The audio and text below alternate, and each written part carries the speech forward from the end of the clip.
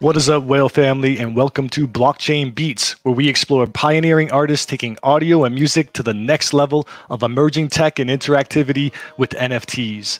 Our very special guest today is Mai World, singer, songwriter, producer, newscaster, the multi-talented genre-blending musical powerhouse whose deft hand has been putting his signature touch on many of your favorite new audio NFT projects. Cody, hyped to have you with us here today. Thank you for having me, man. I appreciate that generous intro, including the newscaster. That's dope. Well, not many people could throw that on their resume as well, so definitely had to include it. And definitely is a cool aspect to your branding. I look forward to when you post updates for that. It's definitely a good hook. Hell yeah, dude. Yeah, it's a new thing. I've always wanted to kind of do something weekly like that kind of gives me almost a way to organize what I'm doing throughout the week and what's kind of going on in my head. It's obviously selfish and, in the way I'm, reporting on things, but yeah, it's a fun thing to look forward to every week for sure. Yeah, no, it's definitely very cool. For everyone that may not have had some exposure to the stuff you do or may not be aware, quite honestly, since you touch so much, would you mind giving everyone just a brief synopsis about you and what you do? Yeah, sure. Now it's funny. Obviously, like I have a bit of a pre knowledge of how much digging you've done, and we'll get into a lot of things. But typically, I wouldn't go back this far. But yeah, I started as a guitarist. I got into guitar by basically playing Guitar Hero. I played a lot of I played a lot of guitar growing up and never really told anybody. It wasn't really a part of who I was as a person. I did it a lot and I got good at it, quickly, but I never took it super seriously until a year before I went to college. And then I was like, what am I gonna do? And so I went to college for music. Ended up deciding to go to college for music technology because I figured, maybe I can learn the tech side of things. I'll learn the the production and engineering. And so I kind of took that risk and went there, met a bunch of dope peers, learned a lot from them, got into production. Then I started producing, and I still play guitar, of course.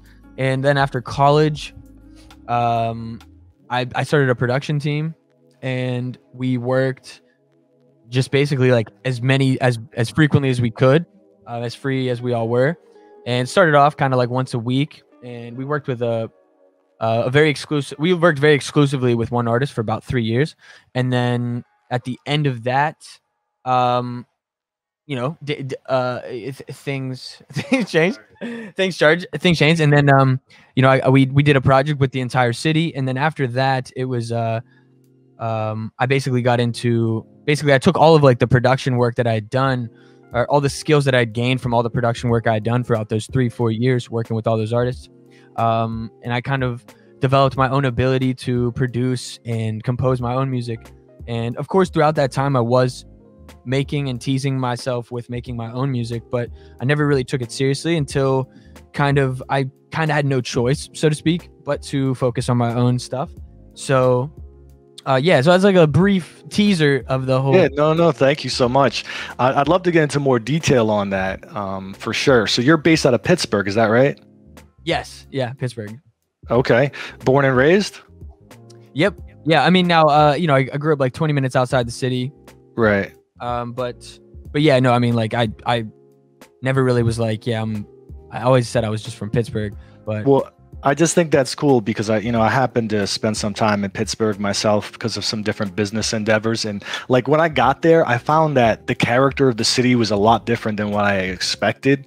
I expected to see smog and hard hats everywhere. And instead I got this this really unique culture, this kind of vibrant culture that I wasn't expecting. I forget where I stayed exactly.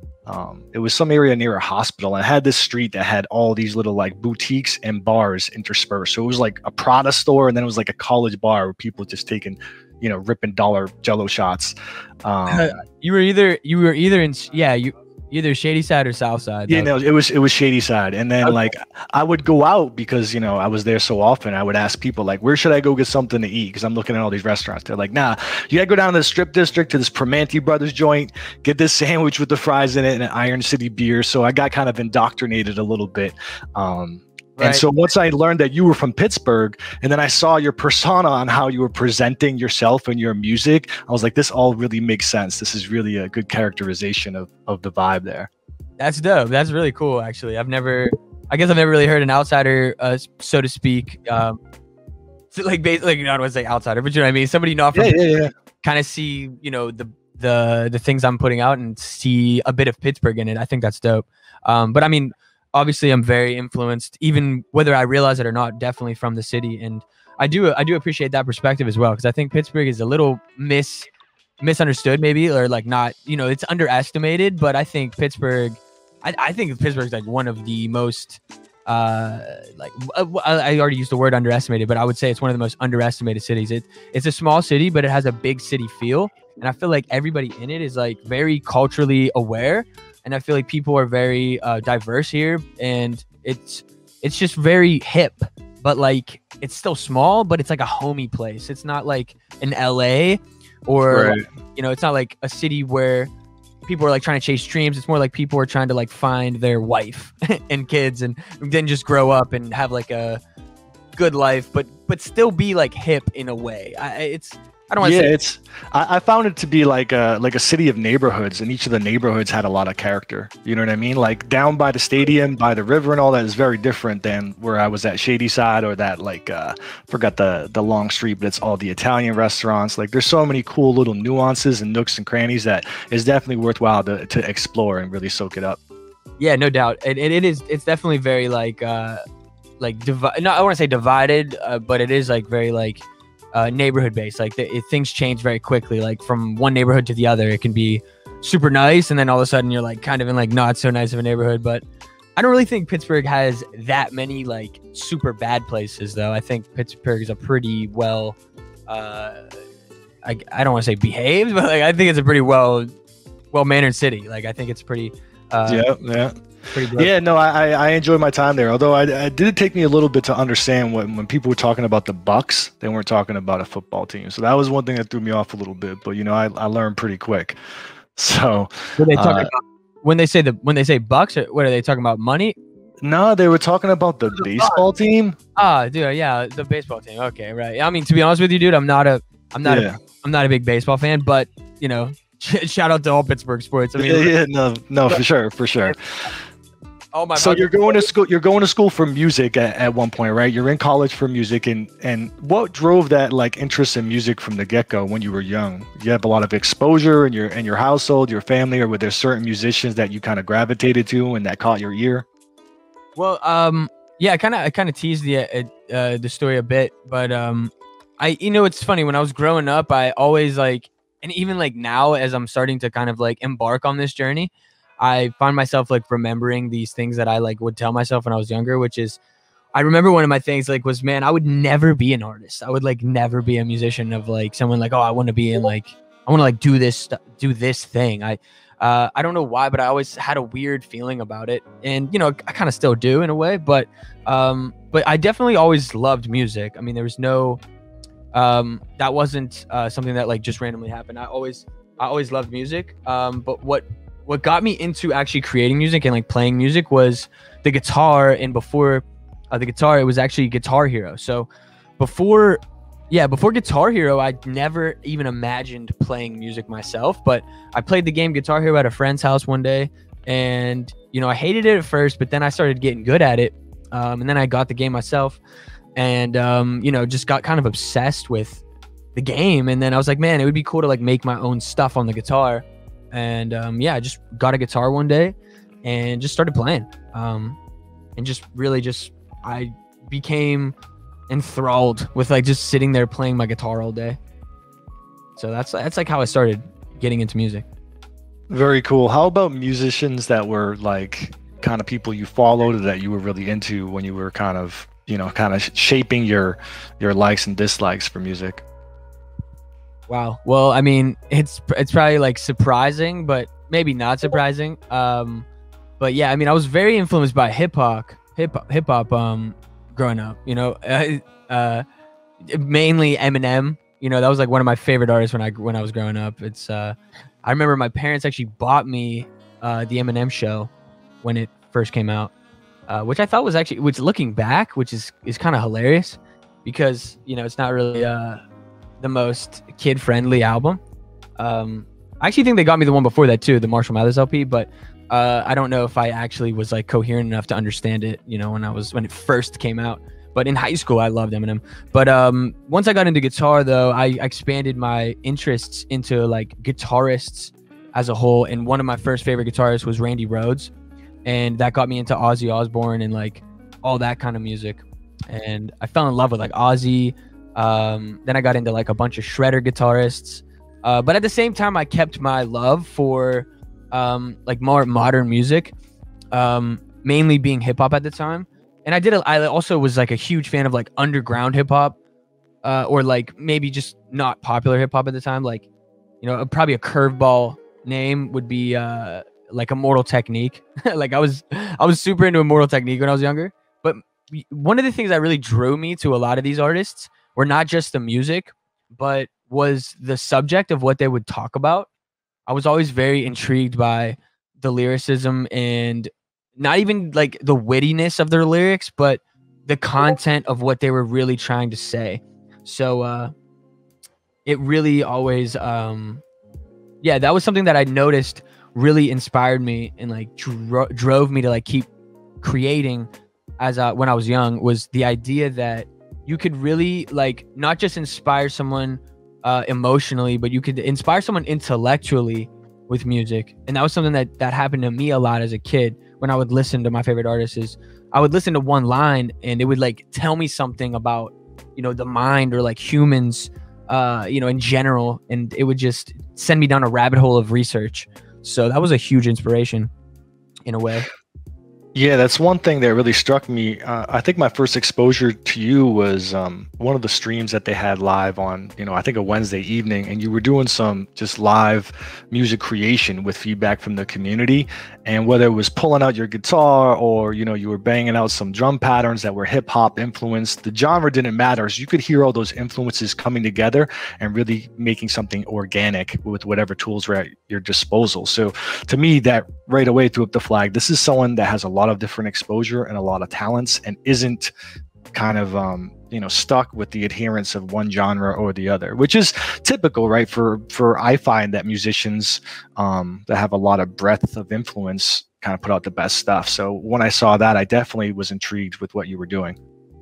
Oh yeah, well, I appreciate that, dude. That's cool that you noticed that. And yeah, at the end of the day, I do see myself, like the bread and butter of everything I do, whether it's production, even the songs that I make today. I could get into, like, it's funny, this morning we literally finished 3 songs, me and my friend here, and it's the guitar is like the root of all of it for me. Still, it's like really what gives me the most inspiration for them from the beginning and to the end of any song or any musical concept. Yeah, so what I would love to do is, when I was prepping for this interview, you have a lot of material from the different stuff that you've done over the years. But one of them I found really cool was you did a demo for Echo Park. I don't know if it was an effects pedal or just some effects kit that they had put out, but it shows you playing guitar. And of course, you introduce it in a way that's very unique to you. So I'm going to play that for the audience right now. Oh, hell yeah. Dope, dude. Let me ask you a question. All right. What do you get when you mix Echo Park's analog delay and Echo Park's dual harmonic boost? When you combine those, Jones. Simple. You get the most legendary tone of all time.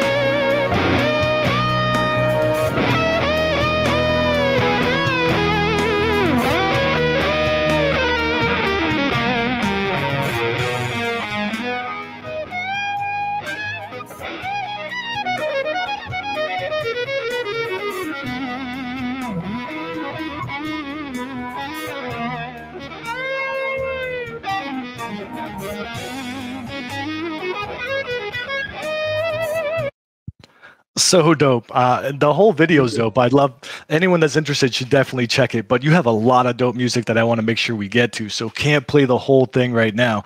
But yes, wanted everyone to understand the level of musicianship we're talking about here. And one side note, I like all the videos or interviews you've done, all the interesting things in the background all the time, right? Like here, I could see your weight bench right next to your drum set while you're banging stuff out on the guitar. So always a cool thing to check. Well, that's funny. It's funny that you bring that up because I was actually living at my dad's house at the time there, and that's a whole story in itself, to be honest with you, and perhaps we'll get to that part of it. But yeah, no, that's actually his weight bench and his drum set. But that is funny. His house is interesting. It's a pretty small, tight little house, and it's just funny because like his living room is literally just a random drum set, and like if you saw what else is in there, it'd be hilarious.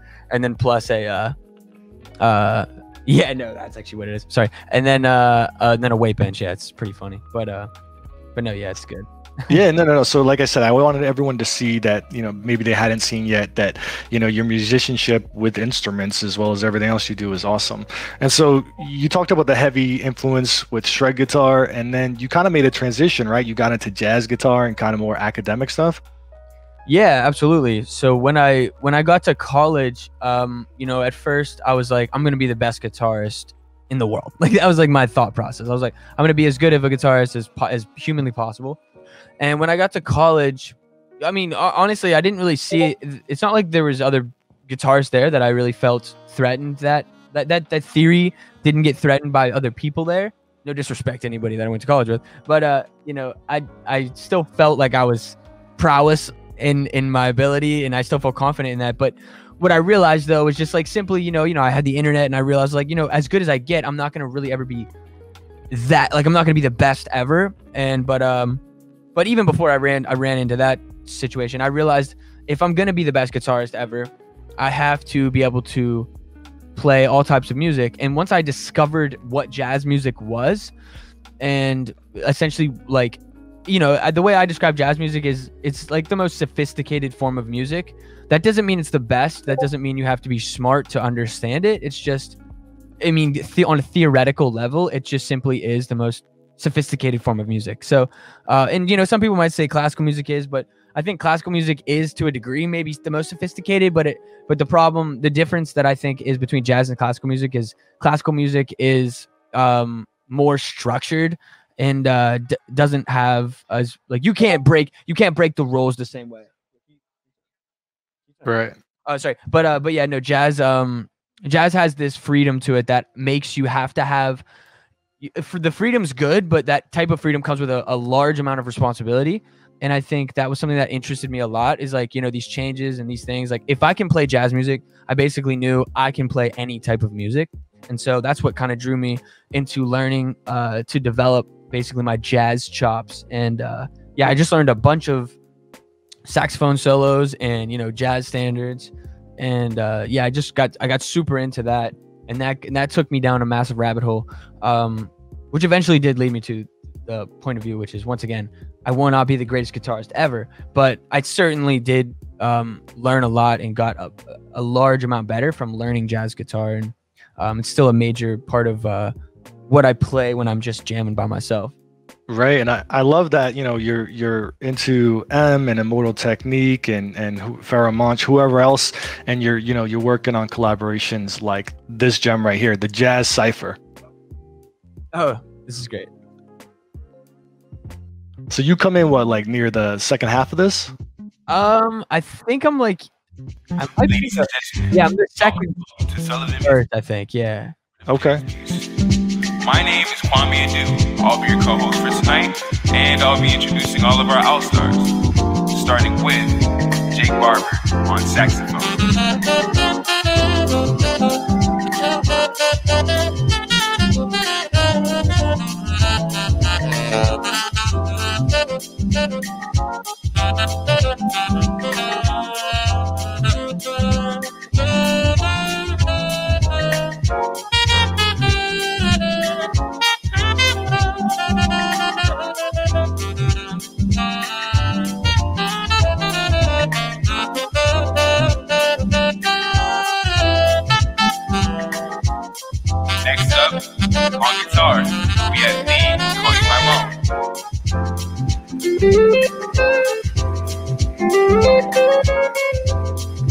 And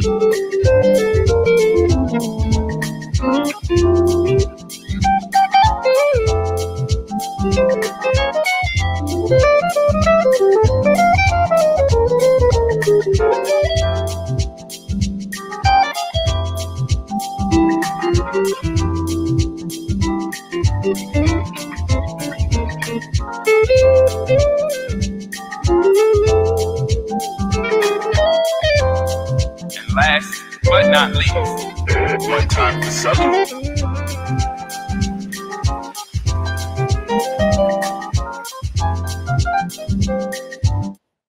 So fire.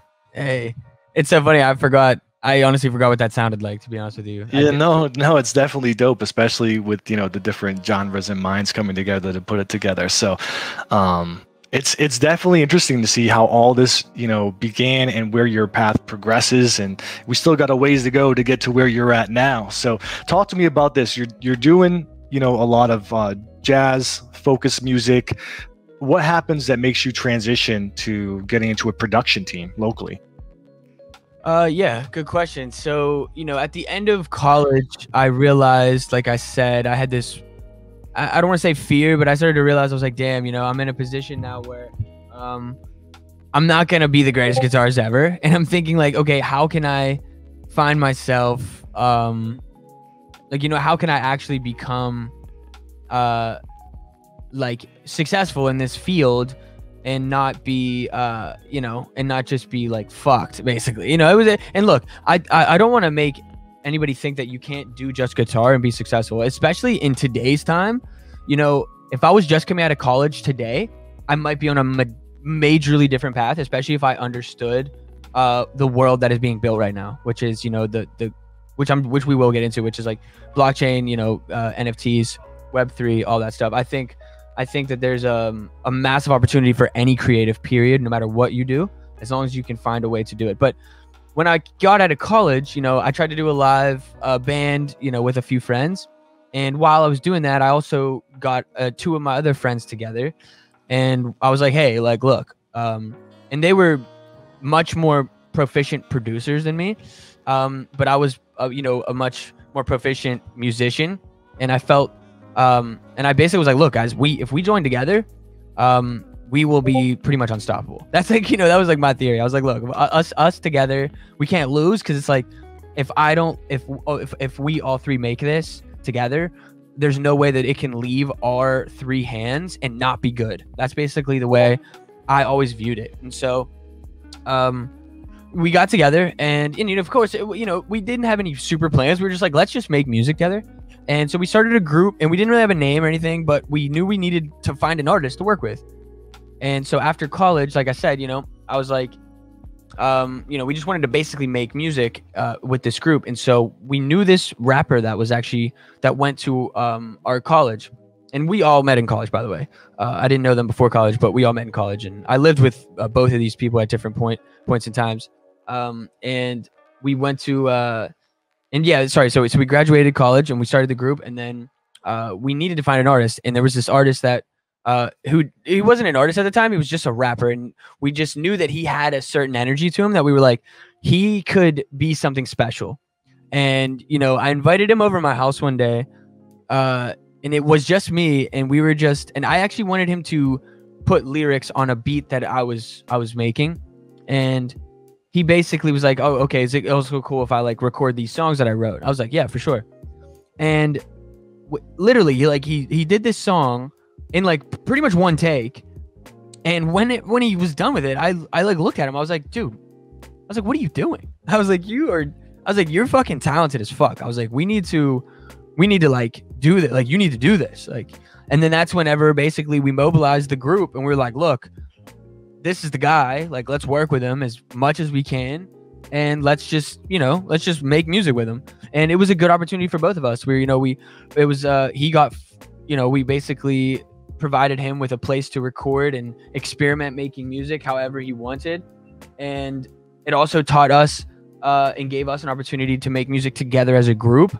And from there, we basically just did that process of making music together for like 3 years. And when we knew it was a serious situation was actually like after the first week. So the first week we all got together. There was a beat that actually one of the other members basically provided, and we each kind of like touched it a little bit, but it really wasn't as collaborative as we ended up getting.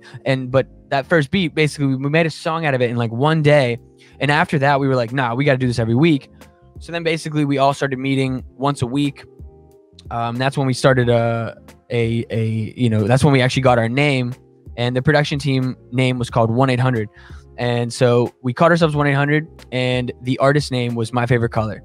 And basically we started making music together every single week for like the next 3 years, pretty much nonstop. Sometimes it was 5 days a week, sometimes it was once a week, sometimes maybe for some reason we didn't get together as frequently, but we made a lot of music together, and that was pretty much what took me into my path of being a producer, an engineer. And that's where I also learned a large amount of my skills as a producer and engineer, because, we were throwing paint at the wall, making anything at all. And what was great about that environment was, once again, everybody was bringing something different to the table in a way that allowed everybody to express themselves fully. At least that's how it felt for me. At least I felt that I could, put all of my paint at the wall, and it wasn't really negatively affecting another person in the group, in the sense of like, oh, I was stepping on someone's toes, or this was doing that. And so it allowed us to really expand ourselves and learn what works and what doesn't work. And that also then would give me an opportunity to then mix the tracks. And we did all of this out of my garage, by the way. It was which is like, a hilarious, like, classic story, like a garage band, so to speak. But that's basically what we were, when we would make songs. I would pick up my guitar, I would start playing, My Favorite Color would start just freestyling, and we would just basically create music from nothing. And it was beautiful. It was honestly a great experience. We did that for 3 years together.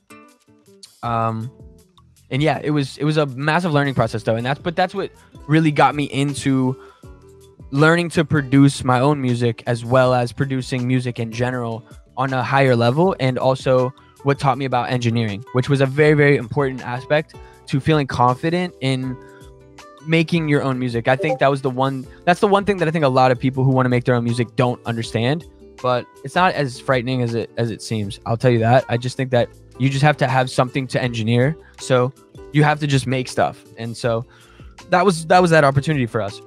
For all of us, was just those 3 years were a massive experimental phase of making as much music as possible with each other. So yeah, and that's a long time to be having that kind of synergy. So obviously you guys had something going, and then in addition to the person you worked with, I saw at the tail end of it, you guys basically did a kind of a citywide compilation here for Pittsburgh, and worked with some different genres of artists. Yes. So yeah, and I know that, like, I'm sure that you, like I said, I don't know how to exactly tell these stories properly, but and I mean, look, I don't want to skip over anything, but I just, I want to wait till the right moment to maybe bring up anything that might be important. That it's yeah. But this is near the tail end, right? Before you guys eventually parted ways. Yes, 100%. And so. Yeah, so this was like, in a lot of ways, this is where we were, momentum was at an all-time high for us. We were really confident. Like, so on the top left photo here, for anybody who's watching, the top left is the original group. That you got me in the back left in the yellow. You have Dom Pomp in the front left. You have Jeremy Rossinger on the couch, and then you have Willis, or My Favorite Color, sitting on the stool. And we, and that's the garage right there. That's where we made all of the music. And a lot of those elements that you see in that studio are in the place I'm sitting in right now. The same exact things are hung on the wall, minus the egg cartons, which is a hilarious story.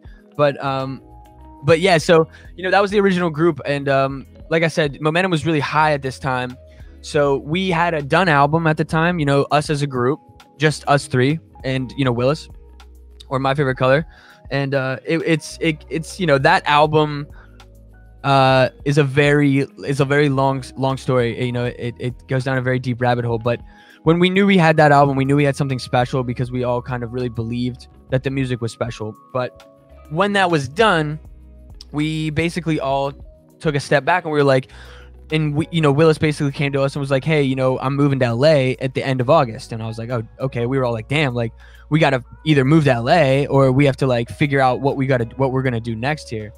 And so basically what we decided to do was we were like, look, we exclusively, you know, as 1-800 throughout those 3 years of making music with Willis and, you know, My Favorite Colors and as 1-800, of course, there was a lot of artists in the city of Pittsburgh that, you know, started to catch on to what we were doing. And they were, you know, they wanted to work with us, but we were very exclusive. Like we weren't in it to like work with other artists. Like we frankly just didn't want to do that. We would rather, I like how you highlight that.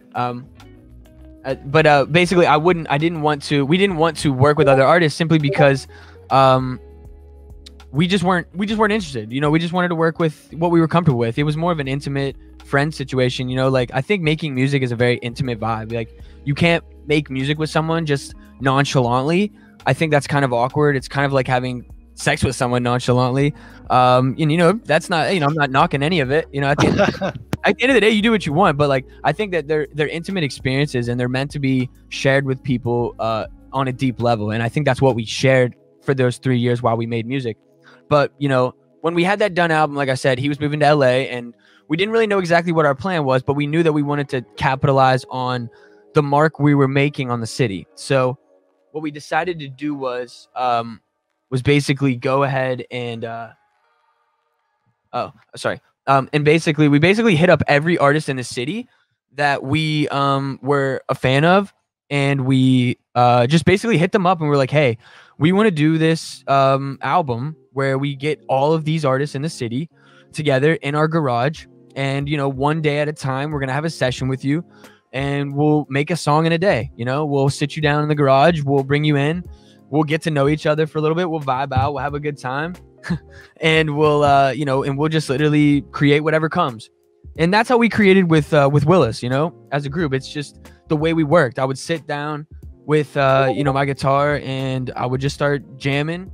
And, you know, maybe Jeremy or Dom would be on the drum kit, drums, you know, drum production. And they would just start making a beat of drums to go along with the guitar. And, you know, next thing you know, we start laying some shit down. And then next thing you know, you just start building and throwing paint at the wall and you start building the composition up. And, you know, the artist starts writing to it. And that's how we did it with every artist in the city. So we threw this thing, we invited everybody out. We had these flyers. It was really, really cool. You know, I felt that it was a really powerful moment for the city. We brought together a lot of artists that I felt, you know, would never have been on the same project together. And I felt like we really took the artists out of their comfort zone too. And I felt like we made, basically we made a lot of great music with a lot of these artists that just simply wouldn't have been made otherwise. And so we put the album, you know, we put the album together over the course of, I think 3 or 4 months. But, you know, near the end of, so the process of recording the music, only took, I think, about 2 months. We did a session probably every other day with 19 different artists. We actually did sessions with more than 19 artists. Just some artists, just to be honest with you, just didn't cut it. You know, sometimes they would come through and they would just spit like weak ass shit, and we just didn't want to make the song out of it. You know, there was a few artists in particular that came and then just like lame, like just gave us like lame shit, and we were like, well, this isn't gonna work. So and not everybody did that, and we gave some artists multiple chances and they still fucked it up. But, you know, no shout out to them. But the point is, you know, the rest of them definitely came through and they did their thing. And look, I'm not saying it's easy to come through in one day and make something on the spot with people that you just met, but I think that was the point. Like, we wanted to prove like, yo, we really do this. Like, we really make music and we really do it, you know, in the right way, and we really like speak the language. And I just think the talent will speak for itself. And most of these artists did do that. I think a lot, and I think we were surprised by that too. You know, we didn't expect every artist to be able to come through and create something dope on the spot. But Stop it, dude. Oh, classic. But not you. No, it's okay. It's okay. I got you. You got to handle business. But so anyways, long story short, even though I'm like drawing this out, we recorded, the recording process took about 2 months with all these sessions.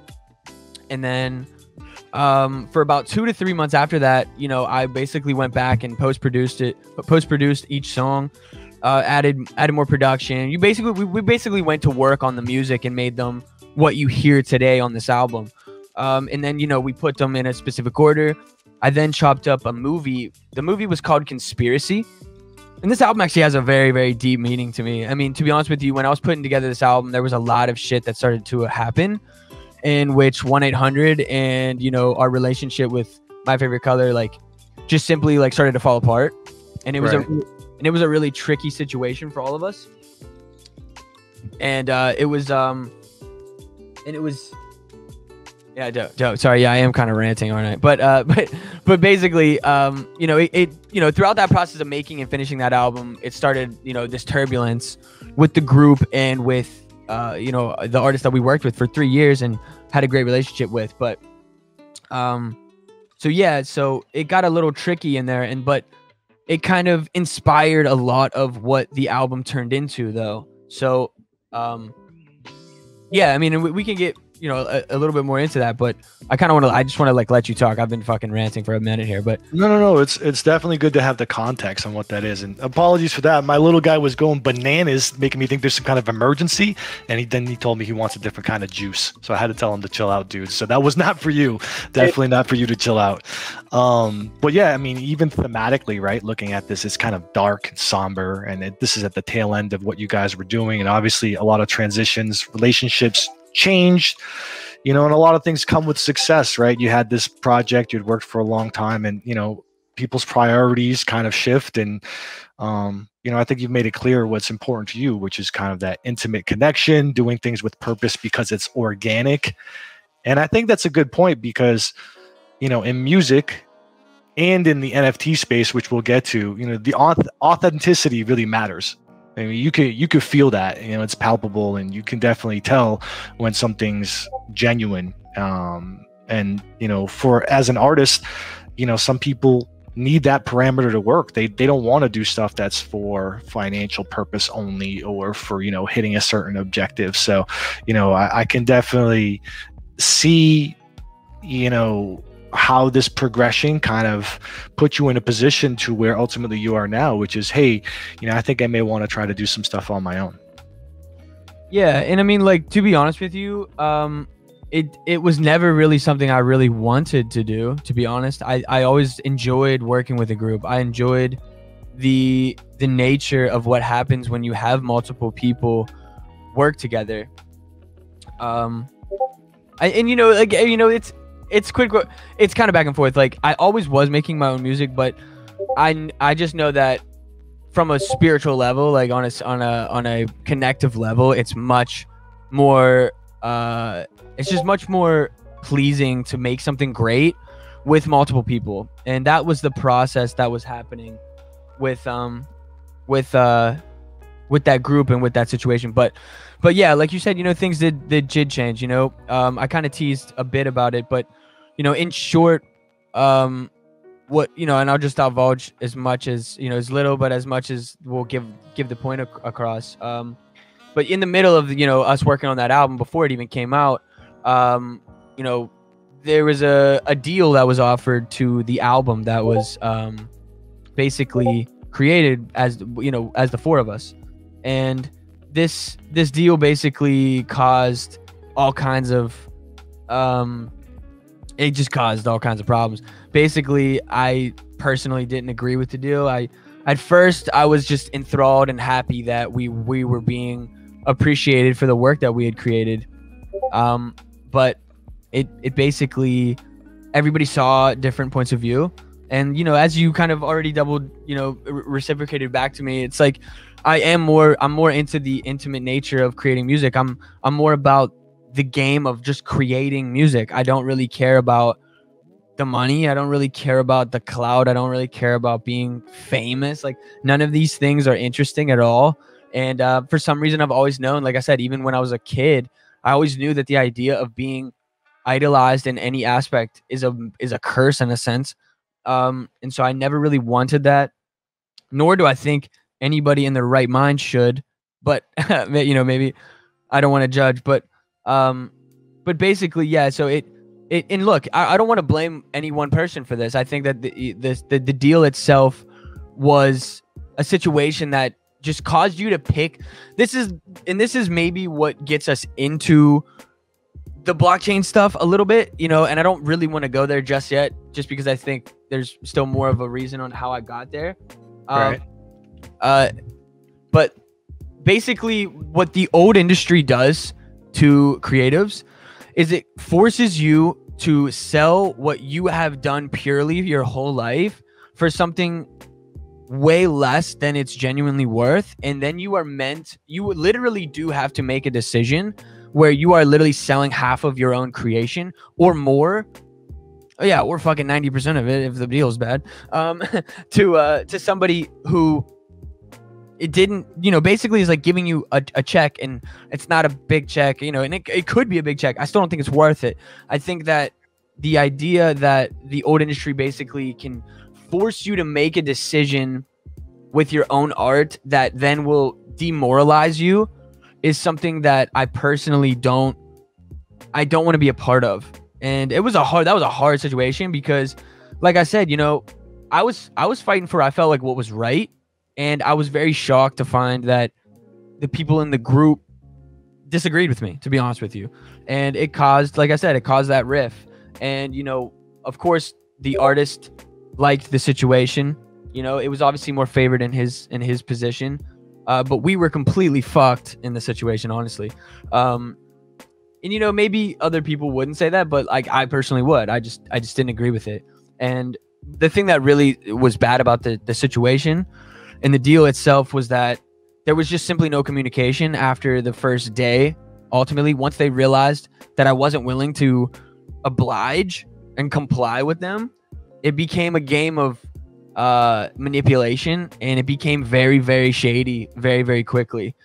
There was a lot of weird shit that just started to occur, whispers over here, whispers over there, and the things would get back, and it was just too much for me. I wasn't a fan of the situation, and it was bad, and it caused the group itself to dismember in a sense. There was 3 of us in the group, and one of the members basically decided, I don't agree with what you're doing, and I'm leaving 1-800. And this was before this album that is up on the screen right now was actually out. So that's what I mean, in the sense that it was a very trying time for me, because I put so much work into everything that we had done, whether it was the music that we made for 3 years, it was not to say that, it matters, but it was made in our garage. Every single song was, composed, produced, and mixed, by me and these 2 dudes. And I just felt like it was like it's like at the end of a relationship, man, where like you're like so shocked that like there's no love left after one situation. It's like some new person comes into the situation, and all of a sudden everything switches up, and you're like, yo, what happened to the last 3 years of the relationship, right? And on some level, that's not fair to really judge. Like, it's just like, yo, you don't have control. Like, I don't have control of another person. I can't determine what somebody else does, and I can't determine what another person wants to do, and nor should I. But it just hurt. It still hurts, and it felt very similar to a relationship ending in a way. It's like, it just felt wrong. It felt like, like there's more to this, but for some reason it's being subjugated and minimalized down to a deal based on bullshit, which was money and clout. Which if I'm sure, even in hindsight now, like, why even take that deal? It wasn't really worth it. It's like what we had as a group was way more powerful, and I can't imagine what we would be creating today, to be honest, because the last thing that we created as a group was that album, and was that Pittsburgh City Limits album. And it was I just think that album itself was just incredible. I think that we brought, like I said, we brought the best out of other artists. If they brought the best out of us, and not to mention this, there's a song on there with My Favorite Color, and I think that song is fucking amazing in itself. But there's a lot of conspiracy involved with this album. Look, I'll be honest with you, and a lot of the situations I think are told throughout this album. There's a story being told here. I mean, track 1 being Adios, but basically, I'm kind of getting off track here, but no, it makes perfect sense, especially when you put it in the context of people having a breakup, right? And so, 3 years is a long time for that kind of creative relationship. But you think about breakups and the typical scenario, then afterwards, there's a period where you're licking your wounds, and then there's kind of a metamorphosis that has to happen, right? You have to kind of look inward and rediscover, what defines you and where you want to go and what you want to be. And some people change entirely afterwards, right? But it sets you on a different path, and that's scary at first, but ultimately you end up usually somewhere, in a better position. So, it may have been meant to be, and led to your evolution to where you are now, which is what I love to touch on, where you're at, kind of have your idea of your headspace at this point.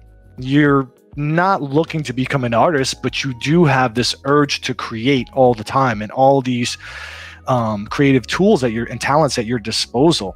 And so you're, I assume, experimenting at this point and trying to, do some different things and still be able to put out material. Were you working on solo projects already, or were you still trying to work for collaborations locally?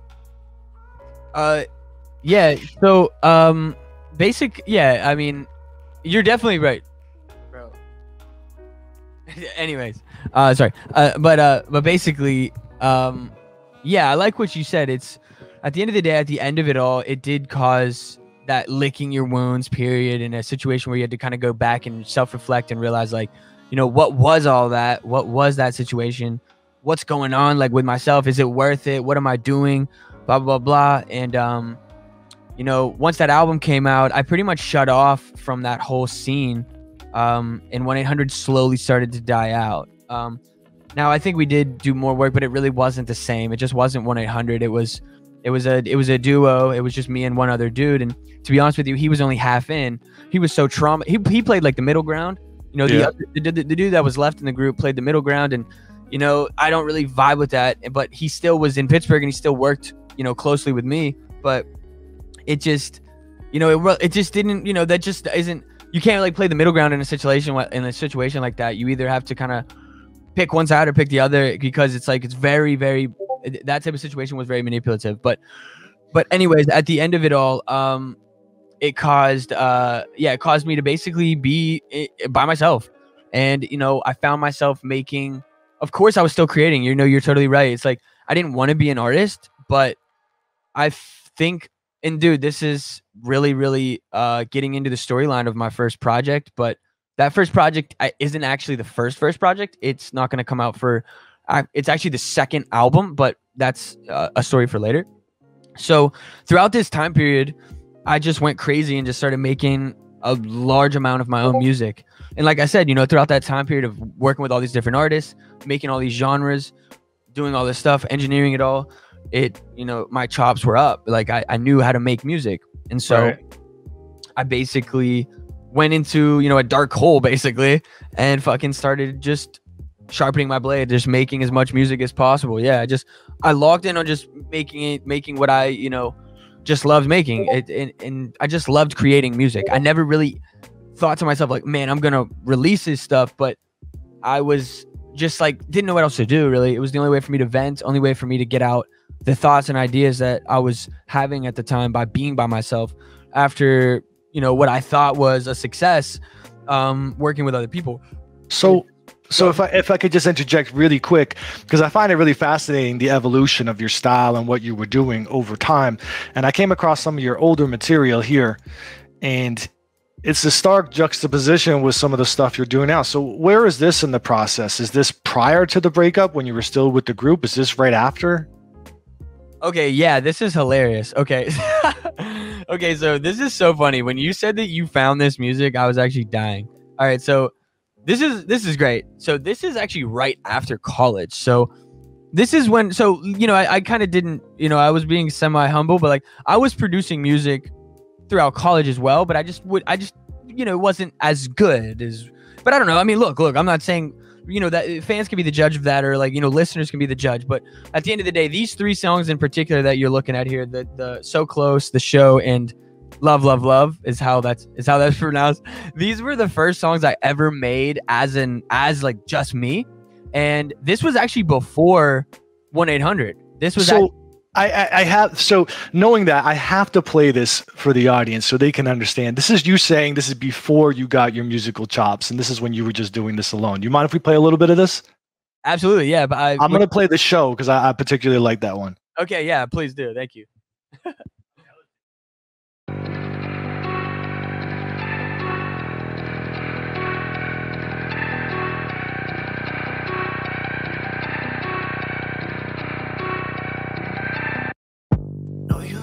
Say too much.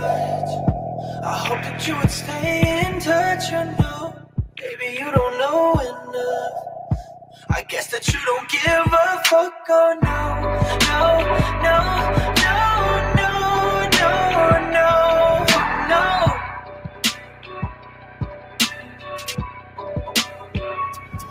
You met on a late night. I said you should go. You said I should stay right, I said I don't know. You say, well, you care for me, baby, take it slow. We don't fuck with love, girl, we just like the show. We met on a late night, I said you should go. You said I should stay right, baby, take it slow. I don't know you real well, but girl, take off them clothes. We ain't here for love, let's get down to the show. Let's get down to the show.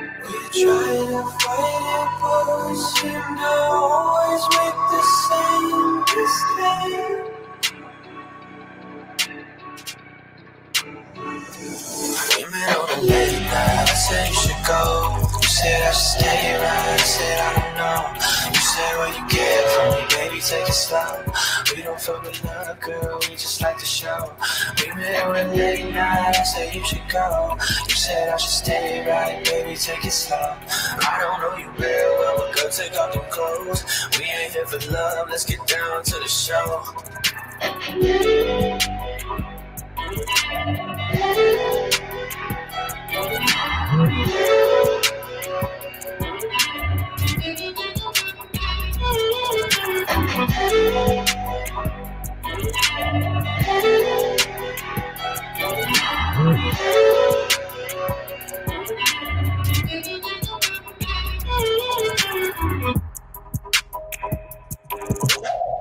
Yeah. I mean, I got to be honest with you. You telling me that was before you got your chops and that this was kind of like your just demo-ish stuff blows my mind, because that is dope. Like, I need to put that on a playlist for some certain activity so I could pull it out. Like, that's emotive, touching, very well executed music.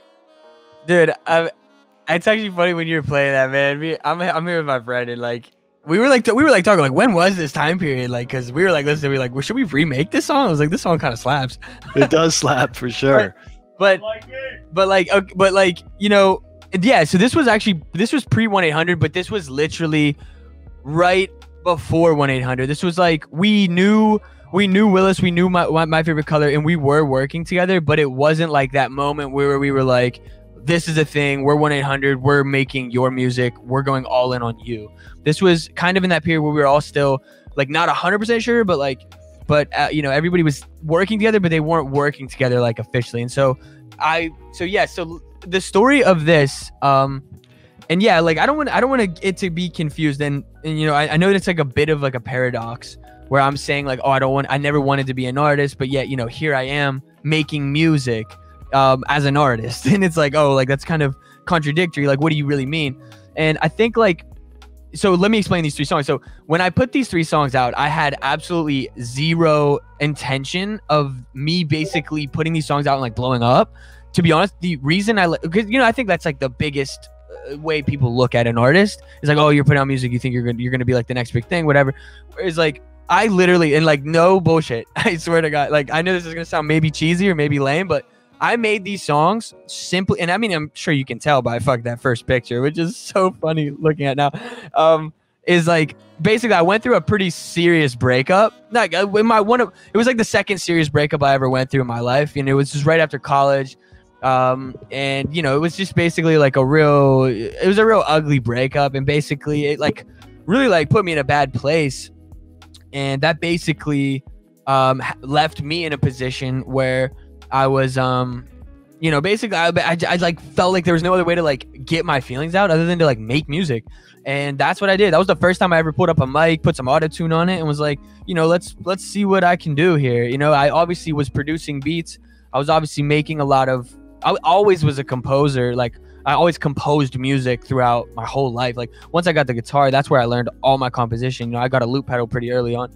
So I was always good at that stuff, but this was the first time I put vocals on a track. Yes. And, you know, as much as they are pretty well, you know, they're like I said, even listening back to that, I was pretty surprised at how well produced it actually sounds. But, you know, the vocals and, you know, some of the mixing and, you know, some of the things I do feel like is not as up to par as where, of course, now I feel much more fine-tuned with number one, just like putting vocals down and being comfortable with mixing them and, you know, writing lyrics as a whole and just like songwriting, arranging and all that. And yeah, so I feel as you know, I'm not like if I was like super embarrassed of these songs, I would have taken them down. But this is definitely before all that. And so yeah, it is. Listen, I'm surprised, honestly, listening. I haven't listened to that song in fucking a while, like a long time. So yeah, no, I mean, I can feel that because, you know, there was a point in time I was always interested in music and I actually tried producing and sucked at it. It was horrible. You don't want to hear anything to do with it. But because of that, I couldn't get anyone that wanted to experiment. So when I did experimentation, it was myself, right? And that kind of evolved into a form of expression. So I've always kind of looked at music as a way to encapsulate a feeling or like make something. It was kind of like the emotional blockchain, right? I felt like if it existed in music, there's a stamp in time and there's an emotion, there's an imprint that doesn't leave, right? If someone heard it, it's going to resonate. And so I can totally understand you saying, hey, I went through this breakup. Let me take what creative powers I have to be cathartic, to express it and make that, you know, imprint because it makes a difference to you. Absolutely. And, you know, like I said, me putting them out, because I could have just made them and been like, okay, I got my energy out. The reason, and dude, like I said, this is going to sound maybe a bit lame, and it is kind of lame, but I will say it worked. But once again, it wasn't for the right reason. And I'm telling you, it ended up in flames anyways. My point is, I literally put these songs out so that girl would hear them. It sounds so fucking bad, dude, but it's so true though. Like, I can't even lie. Like, I made those songs and put them out strictly because I was like, I know she'll hear these because I know she's watching like my shit. And I'm like, I'll put these out. She'll fucking hear what I have to say. And like, yeah. And like, look, it's like I said, it sounds fucking weird. It sounds a little bit lame, but is what it is. I learned my lesson and I still made a lot of my own music like right after that, but I did not take it seriously whatsoever. When I say not take it seriously, I meant like I would never had the feeling of like, I'm going to put out more music. I just never thought of that. I was a producer for other artists and I was like, you know, maybe I'll do vocals for other people. But like, even still, I was like, I'd rather just help people make their music better because less stress, less less to worry about. And there's a certain aspect where when I'm working on someone else's music, I almost feel like I can go further on other people's music than I can do on mine, because I be saying real shit to myself on my own music, and so that causes me to really overthink what I'm even making, and it causes me to really like get in my head about the creations. And and it's sometimes a tricky process of finishing music, but that also is why maybe it's taken me this long to get to even where I am right now with the massive catalog that I am sitting on. And that's because of the fact that I just never released anything, but I sat back and I just kept creating, but it was in silent, and I never really thought of putting it out, but I was still creating music after this. But yeah, that is why I put those out. And that's we just talked about authenticity, right? So it doesn't get more real than that. I know you're trying to not clown it, but you're trying to say, hey, it's kind of corny. It's not at all. I think most people can relate to that, whether they're musicians or not. So you should not feel that way about it. Definitely be proud that it's up. But I'd like to know, like, so talk to me about the evolution of your music and your sound, and kind of the characterization of your creative voice. Like, how do you get from here to where you are today with your music, and how would you characterize that? How did it evolve? Yeah, man, that's a good question, because to be honest, sometimes I don't even know. Like, I know that I think the first thing I'll say is that I've just made so much music since I started making music, and of all different sorts. Some completely by myself, some with other people, some different artists. And I think because of that, it has allowed me to go through multiple and because I was never really releasing my own personal music, I found it incredibly easy to experiment and like just make whatever I wanted. And so a lot of what I was making was just experimental. Like I just didn't care. I was like, I'm willing to put this down and record it and make it. And so, you know, the past 4 or 5 years since I've even began to record and make my own music, I have just had zero limits to myself on making my own music. So that's probably the short answer of it. But you know, I left it I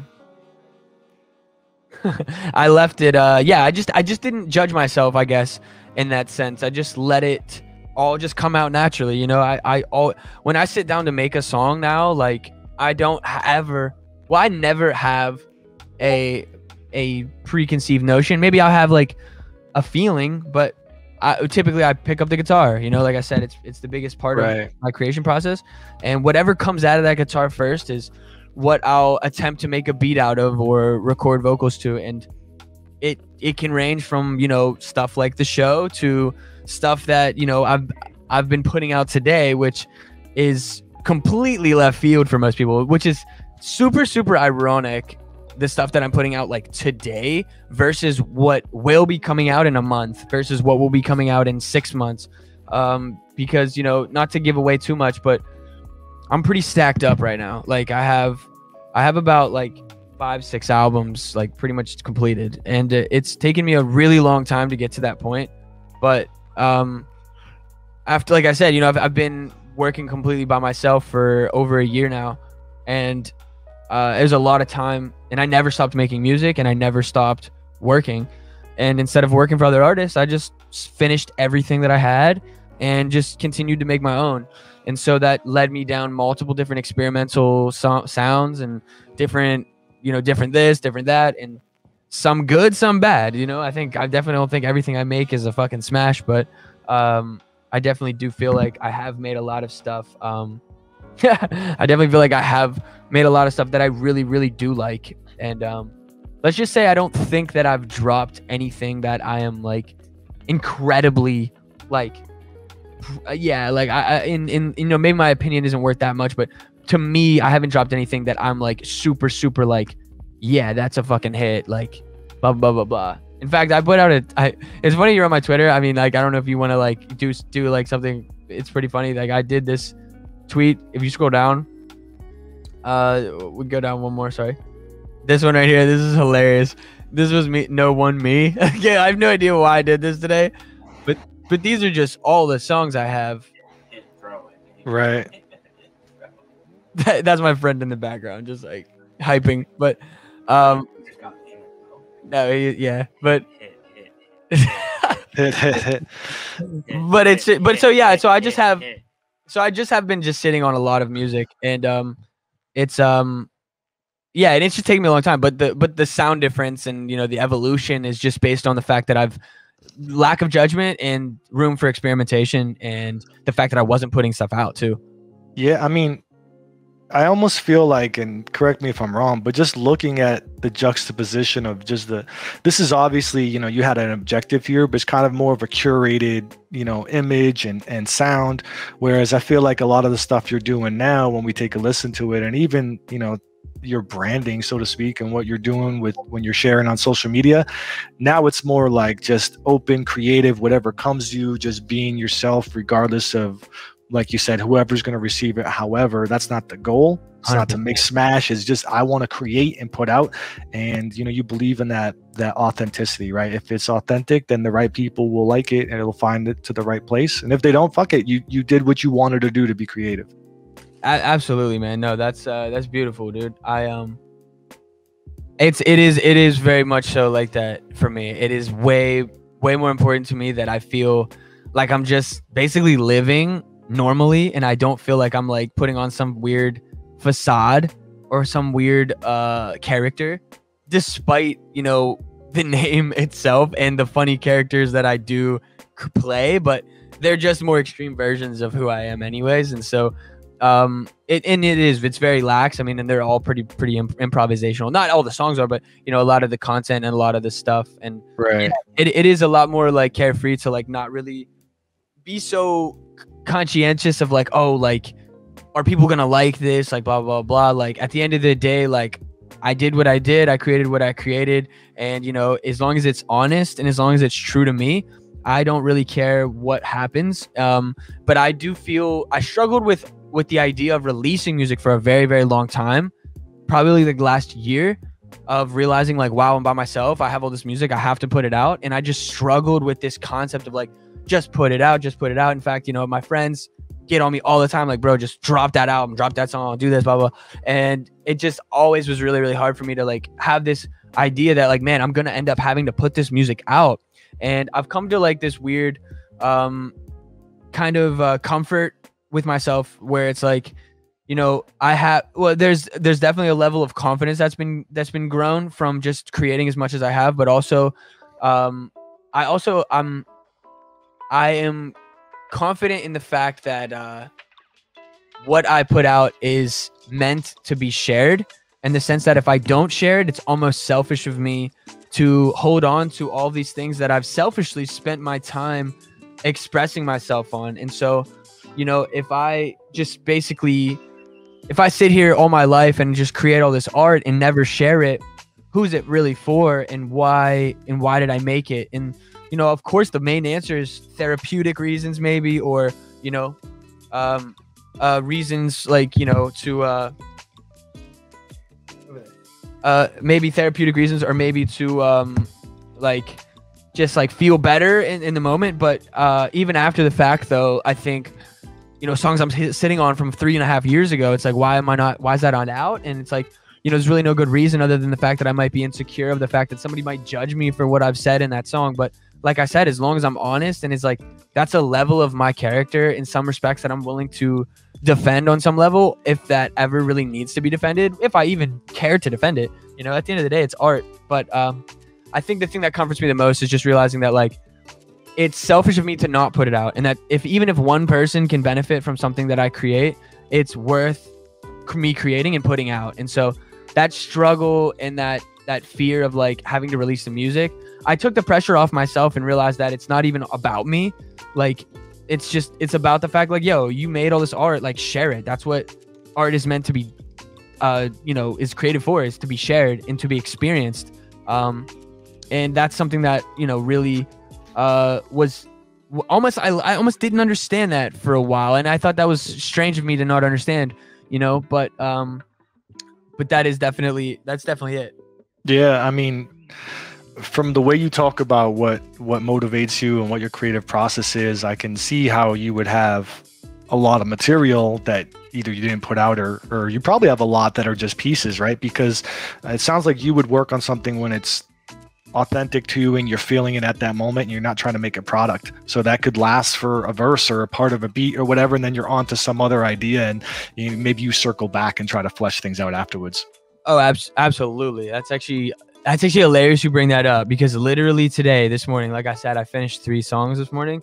And those 3 songs were such crucial pieces to finishing a very large puzzle I have, which is like this idea. So like I said, I have about like 6 albums complete, and two or 3 out of those albums were missing 1 track each, and they weren't missing those tracks. Those tracks just weren't completed.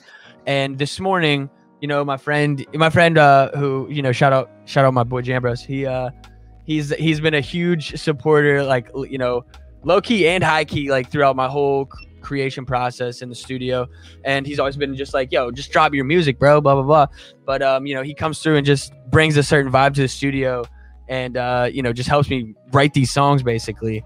And this morning we just went crazy on 3 of these songs and literally wrote and finished like 3 songs in like 3 hours. And, Yo, I can't wait to share some of them with everybody. We'll give them a little alpha here. These are not heard before, right? Oh yeah, no, absolutely, dude. Yeah, just made today. They're finished today, right? Well, no, the songs that you have today, those songs have been done for quite some time. Okay. Yeah, the songs I'm talking about are. They've never been heard by. Okay, those are double top secret. We don't even got those yet, but I'm working on it. I think I'm gonna have to have you back because I have so many questions of things I was interested in, but I want to make sure we can get some new music to the people. So I'm gonna go a little bit quick here, if you don't mind, because I'm known to ramble a little bit. So sorry about that, but would love to have you back. Would love to have you back for sure. But we haven't even gotten to NFTs yet. Right. And so I know. Can you just walk us through your exposure to crypto and like NFTs and how you got involved? Yeah, no doubt. So, with that whole, preface of storyline, I guess, it led me down, that path where I was like, I was by myself, and I needed something that was going to feel right to me if I was going to ever put the music out and be like, yo, like, I need to feel good about me being like just independently in control of everything and like just doing it my way, basically, And look, the name itself, I know we haven't even talked about the name, but it's so funny like where the name comes from. And a lot of this music was created before I had the name, and so it's just so wild to like look back on some of these songs and see that the name itself just manifested so naturally in a way. Now my last name is Maimone. At least that's the American pronunciation, but the original Italian pronunciation is Maimone. Well, there used to be an I, so it'd be like Maimone, like so. But I basically took the first 3 letters off and just, called myself as an artist Mai. So, and I didn't start using this name until I found the Web3 world, and that's where I first started to put the music into like.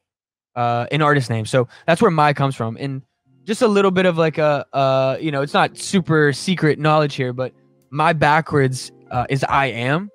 And I found this really deep for myself whenever I like discovered it for myself. I was like, wow, this is crazy. Not only is this the first 3 letters of my last name, and Mai is something that we always use in everyday language, like, oh, that's mine, or that's, that's my phone, or, that's my thought, whatever. But like the one thing I always like found myself thinking was like, yo, this is, at the end of the day, like I don't want this to be taken the wrong way, but it was almost like I had to create my own world in order for me to be successful in a sense, to be free. That's the best way to put it. I feel. And so I literally created Mai World, and Mai World is where I got the brand name from. And I use that name whenever when I produce for other artists, but Mai World is just overall really the brand name. And then Mai is just the artist from Mai World. And, once again, another little alpha drop that is teasing something special that is going to be coming with the main first project, which the first project is called World 1. But there is like this Genesis project that I'm dropping now, and it's called I Am. So that's also pretty alpha. No one knows that the first album is going to be called I Am, but it is called I Am. But anyways, so sorry.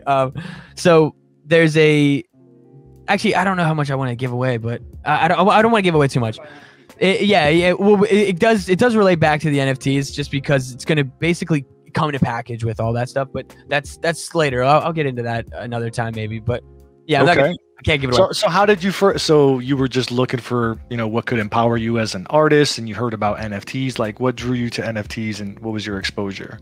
Right. Sorry, I did get off track there, didn't I? All good. Yeah, it's all good. Yeah, we could definitely do a lot. We could definitely go much deeper on the episode too, for sure. But basically, so the first introduction I ever had to crypto, I was just sitting in my bed one day, and I'm a rabbit hole kind of guy. Like I go down some serious rabbit holes a lot, and I've always been into what the people would call conspiracies. Personally, I don't really love the word conspiracy theory. But that's definitely something I've always been into throughout my life. And one of the things that I watched on YouTube one night was something about, where the world was headed. And it was about, digital currency, and it was about this, that, and the other. And of course, I've heard about crypto before, but I never really thought about it in terms of its solve for the problems that the world was really having. In the power structure of the world is based on the money. It's about the financial institutions of the world. They are the ones that are in control of everything. And the fact that the US dollar is mainly the reserve currency of the world, that is typically what has given us the power throughout the past 100 plus years, or really 100 years. But yeah, and it's a really deep rabbit hole, and pretty much every major event in history is based on that 1000%. And either that or the expansion of the Middle East. It's one of the two. No, that's maybe going too far, but it's the truth. So those types of rabbit holes made me realize that this video I saw, and I'll be honest, I know this isn't the most popular concept in crypto, but the first crypto that I got into was XRP. And I'm not 100% confident on where I was at that time as being true as today, but I do believe that XRP is 100% going to be in cahoots with the main elites of the world. I don't know if XRP, the coin itself, will be valuable. They're probably going to get rid of it because they're probably just going to create their own anyways. But yeah, so I'm still ranting here, aren't I? But yeah, so I found crypto via XRP, and then what ended up happening was I found Audius, which was something that was built on Ethereum, and then I started to learn about Ethereum. And then I started to learn more about Audius, and I started to learn about, more about crypto. Then eventually I found social tokens. And when I found social tokens, that's when I knew I really had discovered something that was life-changing, and that I was like, this is going to change the world. And this is by far the most, I had never felt that I was early to something. And even still, it's still early. And that's what blows my mind, because this was in October or November of last year where I really, really understood it. And man, this is it. Like, this is the final frontier of everything. Like, almost everybody will have their own currency on some level, especially once there's regulations and there's a legal way to create one. There's not too much. At least is my opinion, but I do believe that once I found social tokens, I was like, this is it. This is where I can create my own situation. This is where I can create my own ecosystem. This is where I can create my own currency system based around my music and my creation and my content, no matter what that is. And at the end of the day, it's not about the money, but it's just about valuing what you create and not being tied to these middlemen that have run the world in every aspect, whether that's media, finance, or anything involved in industry success, which in the music industry, of course there's ways to be independently successful, but you still have to play that demoralizing game of being like social media famous, or doing something really, or getting incredibly lucky and just having the right personality, right. Which I'm not saying I don't, but like, I think I rub people the wrong way, especially when you really like go deep on some of my opinions, but or maybe just, I don't know, like I just go off too much like right now maybe, but yeah, so once I ran into social tokens and Audius, I realized like this is it. This is something that I want to understand this as deep as a level as I could. And so that's where I lived for the past 9 months, was just the metaverse, so to speak. You know, I just learned everything I could. I followed the right people.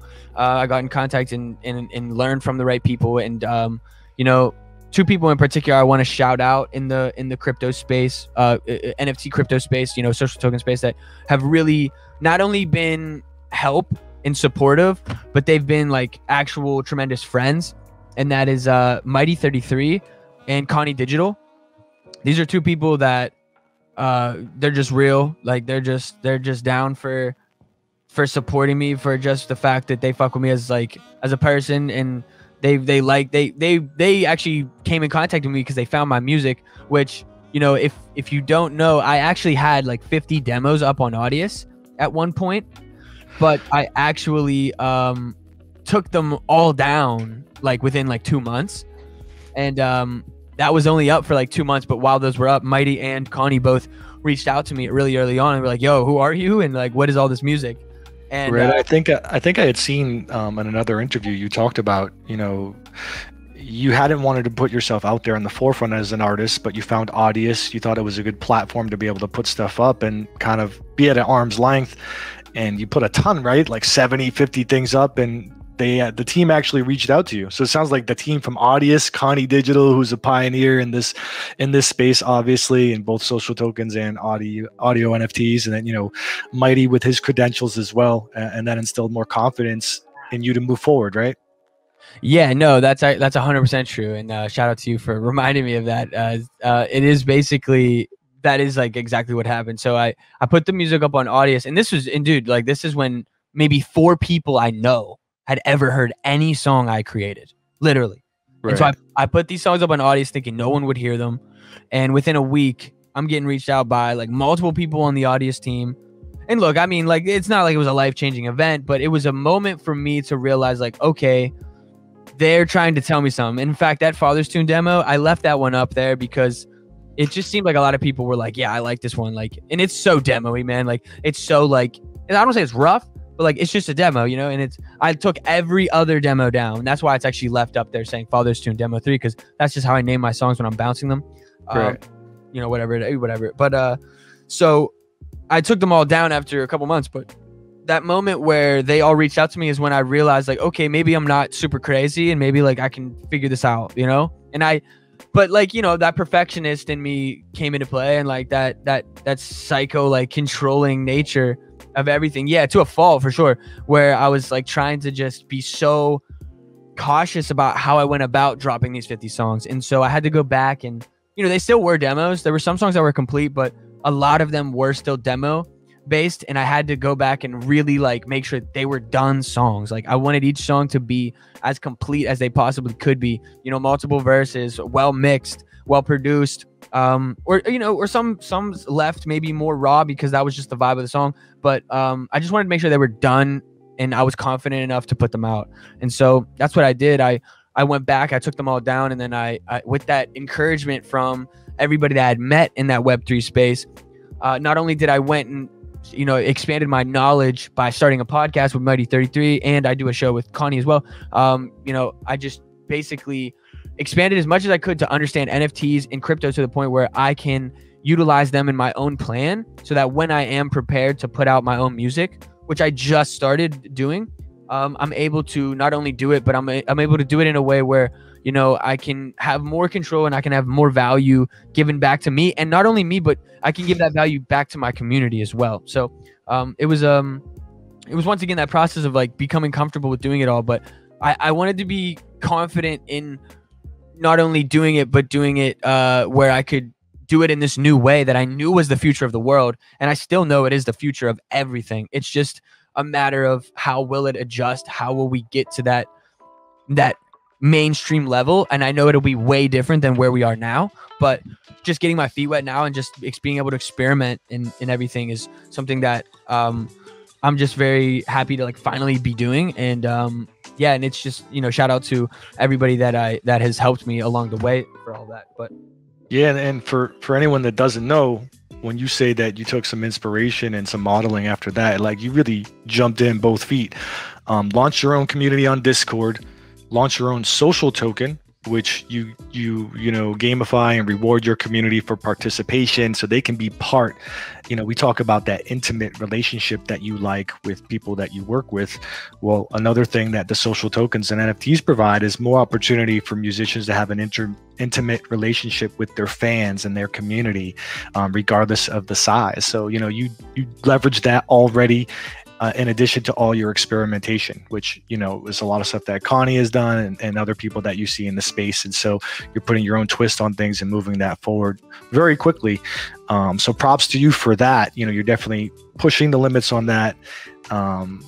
What you're doing with Mighty 33 and the, you know, the audio podcast you do is fantastic. Like, the latest and greatest news to what's going on and shaking in the audio NFT space and the music space in general, with the breadth of experience that you guys have. So a lot of people comment on that and definitely give you props. So in a lot of ways, you are really helping to shepherd in this movement. I know we're talking a lot about this being you working on Genesis stuff and finally putting stuff out, but you are already here and making an impact. And we haven't even talked about some of the other stuff that you've impacted. So, you know, props to you for being in that position already. Well, dude, thank you, man. That's some very kind words, bro, and I do appreciate that. So I did have a question. So, you know, you jumped in, started to get involved with people, started to get, you know, NFT projects that you were a part of, and all of a sudden you're back in that kind of a working relationship type of thing where you're working with other artists or different projects on some different things. And as someone who said that you prefer that organic, close-knit collaboration of people that you actually have an established relationship with, etc., you know, I'd call out the Songcamp project in particular, right? So Antidote comes out, the Songcamp project launches. You're, if I understand this correctly, you're kind of put into groups. You collaborate with these people from different genres and different walks that you don't know necessarily. You came out with this absolute banger that sets a record for sales, etc. With what were, so to speak, strangers, right? So this is kind of different than what you had said your preference was. Talk to me about that process and what you thought of it. Yeah, no, absolutely. This was really a dope experience, and this was really like, it was really a successful experiment, especially because ETH was like way higher whenever it sold. Right. But it was like $3.5 or $4 grand, right? This was like $28,000 or something when it sold. Yeah, it sold for a lot. We were fucking all shocked, honestly. But and you know, not to like just bring up the money aspect, but also like that is one of the more incredible aspects of it all, considering that we all did pretty much meet that day. So I actually met Matthew like early January, and he reached out to me, was basically like, and I didn't know who he was at the time, you know, I just was getting like these tweets from this random account which had like 0 followers at the time. He had just created a Twitter, and he was like tweeting at me like, yo, I love your music, and I love what you're doing in the Web3 world, is essentially what he was saying. I was like, I don't know who this guy is, but I was, you know, but I appreciated the support, and I was like, yo, dope, man, appreciate it. And you know, when someone with like 0 followers like hits you up, usually you're just like, oh, this must be somebody from some random country. Like usually, I mean, you know, not to like just judge, but that's usually what it is. Like, right. And so, I was, and like, you know, I only had those 50 demos up at the time, and I was actually just about to take them down. So I thought it was strange that he was paying so close attention. But eventually, you know, he was like, hey, I would really like to get on a call with you and like chat. And so we finally did get on a call. And when I got to know him, I realized like, oh, Matt, you're like well known in the game in a sense. Like he's traditionally actually quite successful as a songwriter and as an artist. And when I found that out, I was like, oh, this is crazy. And we had like a pretty long chat when we first met. In our first conversation in early January was about not Songcamp, but about creating a DAO album with multiple artists, or a DAO music group. And we basically just discussed how cool it would be to be able to do something like that. And we threw, you know, our concepts on NFTs and tokens back and forth, and we stayed in touch for multiple months after that. And little did I know that he was he really took that conversation incredibly seriously and went and created what is now known as Songcamp. And I mean, dude, he fucking crushed it. I thought his ability to put this together, I thought was honestly insane, especially as quickly as he did. And he definitely got the right people to help out. And yeah, I think he just managed the whole situation like really, really well. But so I did know him before we met, but we had never worked together musically. And to be honest with you, I never really had listened to his music or knew much about him musically. I just basically saw like on, you know, his Instagram, he was like verified. So I was like, oh, obviously this guy's known. And I knew that he, on Spotify, he had a couple of plays on a couple of million play songs. And I was like, oh, this is, you know, this guy's obviously pretty successful in that game. So I never listened because I don't know. I don't even listen to the new Drake music. So, but I mean, I do, but you know what I'm saying. So basically, yeah, so we had never really worked musically together, but I had talked to him before. And, so we met in this Discord. We only had 2 weeks to make a song, and there was a third member as well, and his name was Matt Parad, and that was the first time I met him as well. And yeah, dude, it was just random. We all did this on Disc. We all did it over FaceTime, and we were all in our own separate DAWs. You know, Matt Parad, the other person in the group, he started a bass line, which like kick-started the song. And that's like the bass line that you hear at the very beginning of the song, like just like the funky bass line in the background. And then all the extra shit is just like, you know, how the song metamorphosized into what it did. But yeah, like it just evolved. I mean, it was a really, really strange process. I will say that like, I almost felt like I took it. I don't know. I think that project was an incredibly successful experiment in the sense that I don't think there was any blueprint that was game changing there. I just think that it just was successful for the timing of it all. And the way in which that music was made was very random. Like, I don't know, like we made that original loop together, and then once Matt and I both wrote our separate parts, I pretty much went back and just like reproduced my entire part like by myself. You know, I just went back and just made an entire new beat like completely around my part. And that's like why like the song like completely switches up in the middle, is I just basically took my part, which was originally written to that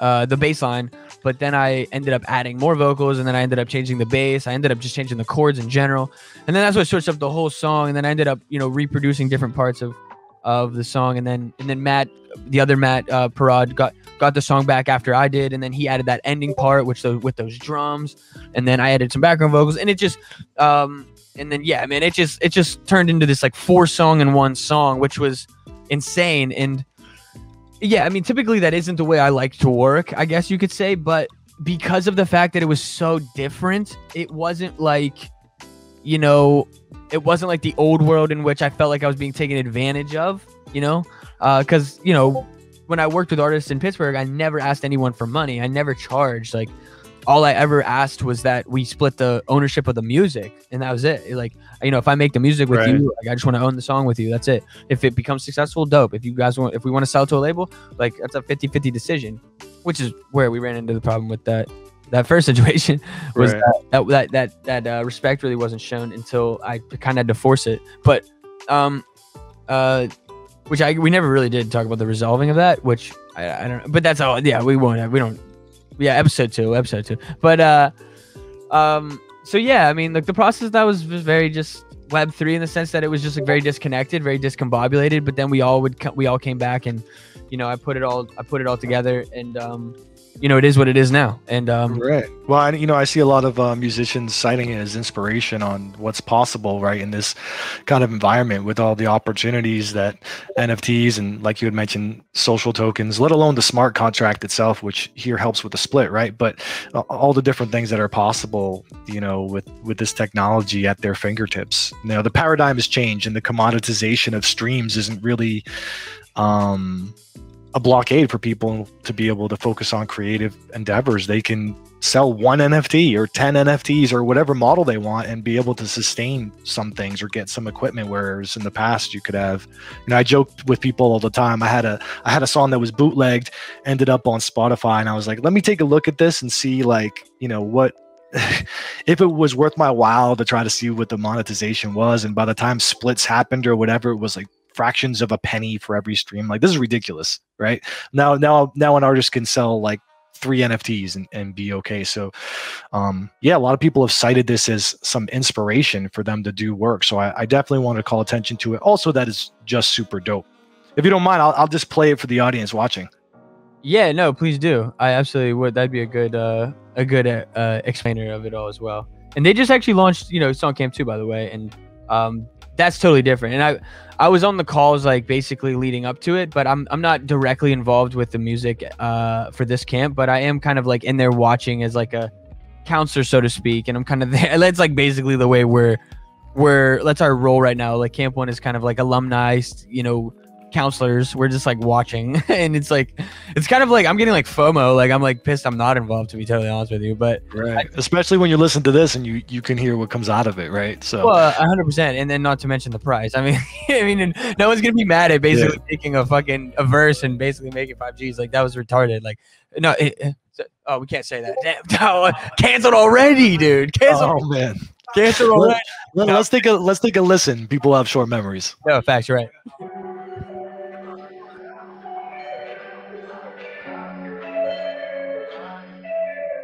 Riding good up on the roof, I got candles lit, you out of view. I've been moving since about 92, and the way you dance has got me mute. Pick it up where we left off, I need a little more mezcal. You got me where you want, let's go. Yeah. So far gone, I was in hell, lost in a world I didn't know. Felt like jail. Moved to California to see who you could be. I always had this feeling that you wanted to leave. I know I'm bad at bounce, but you have to believe. You know you never have to put on makeup for me.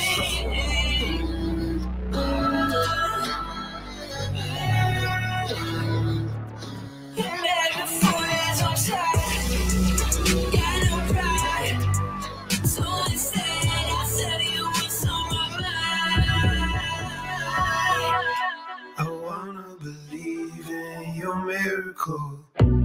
My body's in need of your antidote. I love and I leave, and I never thought that I could receive you.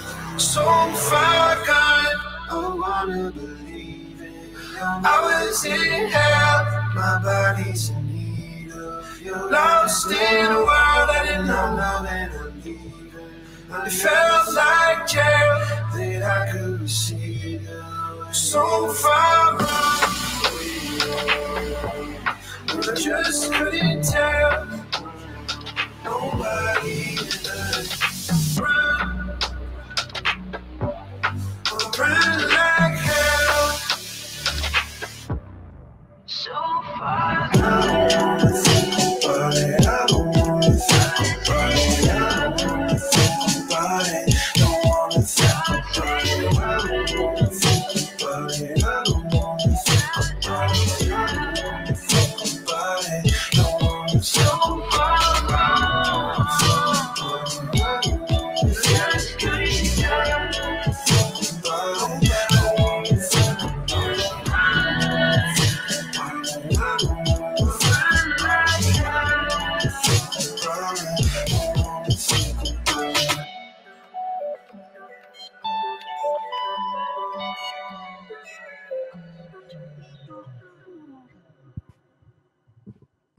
Hey, set records with that one.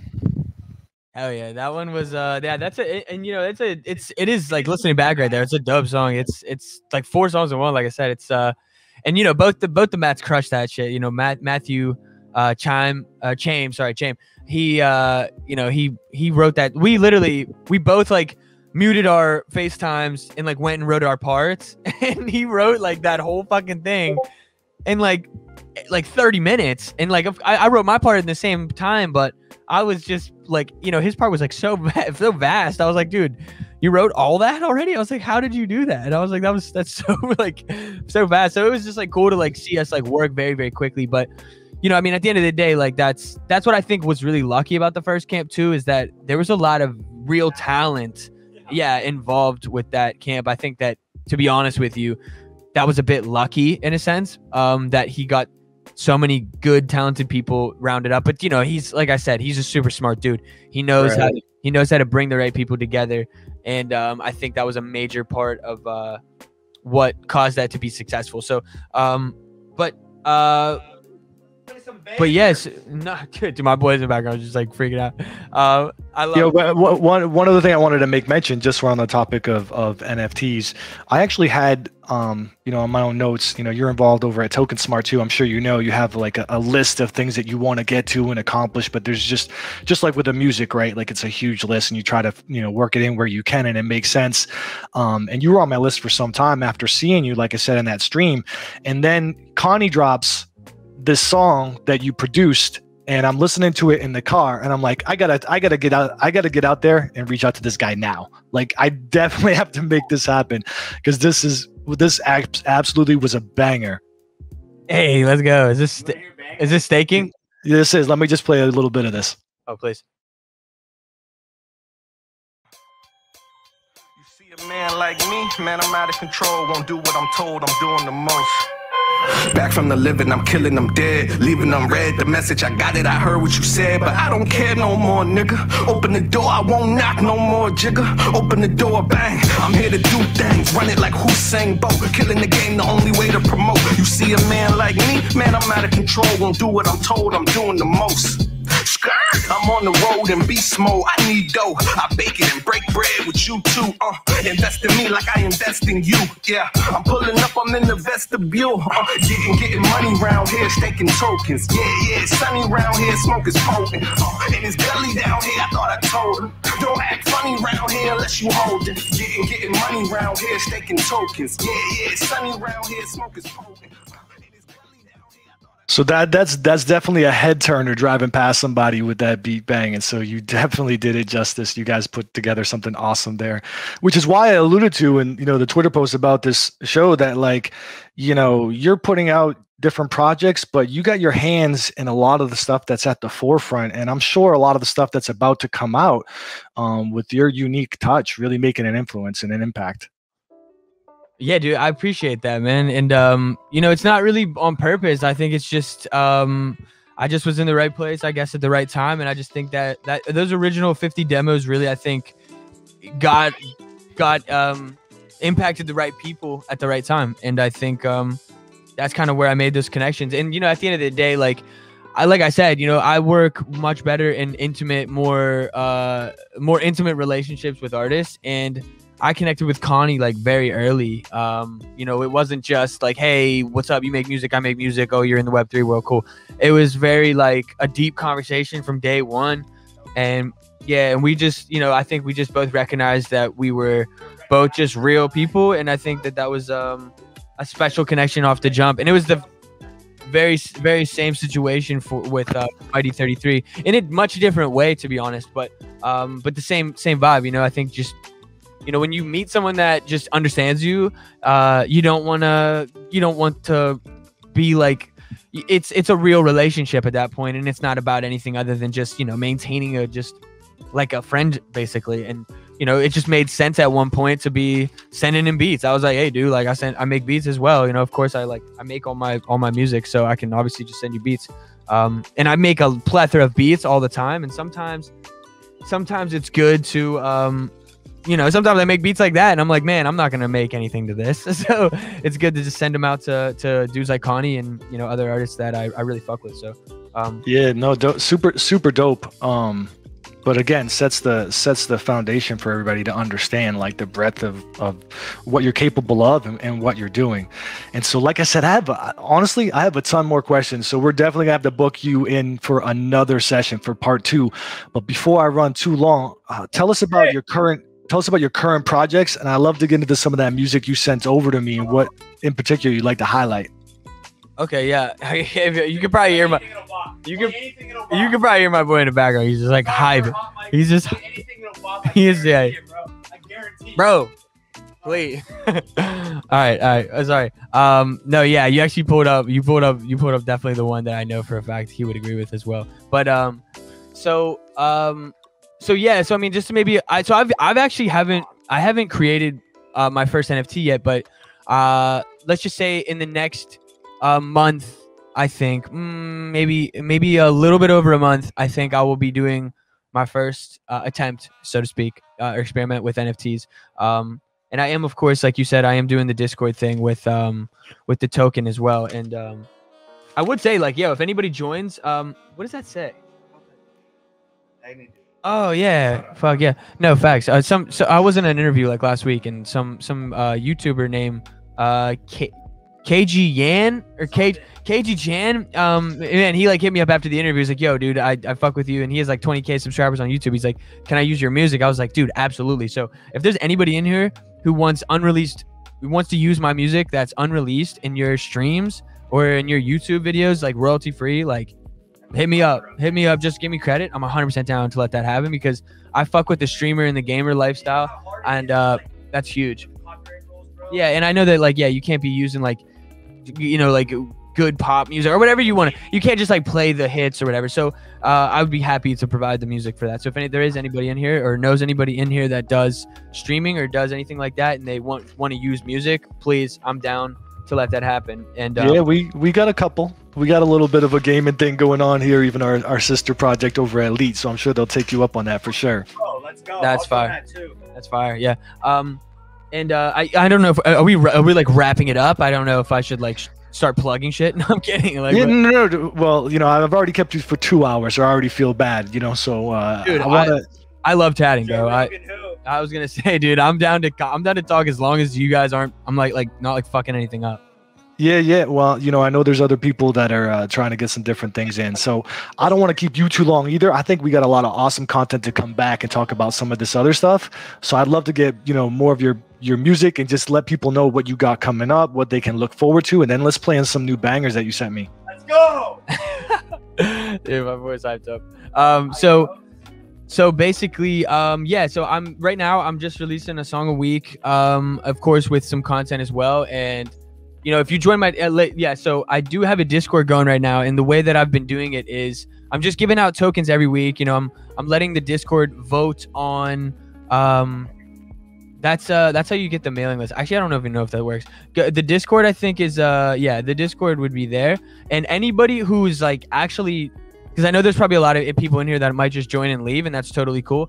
But anybody who joins today and is in there and votes in the next poll, all you got to do is vote in the next poll, whatever it is, which it isn't. There isn't a voting poll up right now. But if anybody joins the Discord right now and votes, I'll literally give you the 50 Mai to get you to level 1. And so here's how it works right now. So every week I'm giving out a certain amount of tokens to allow the members to just slowly level up.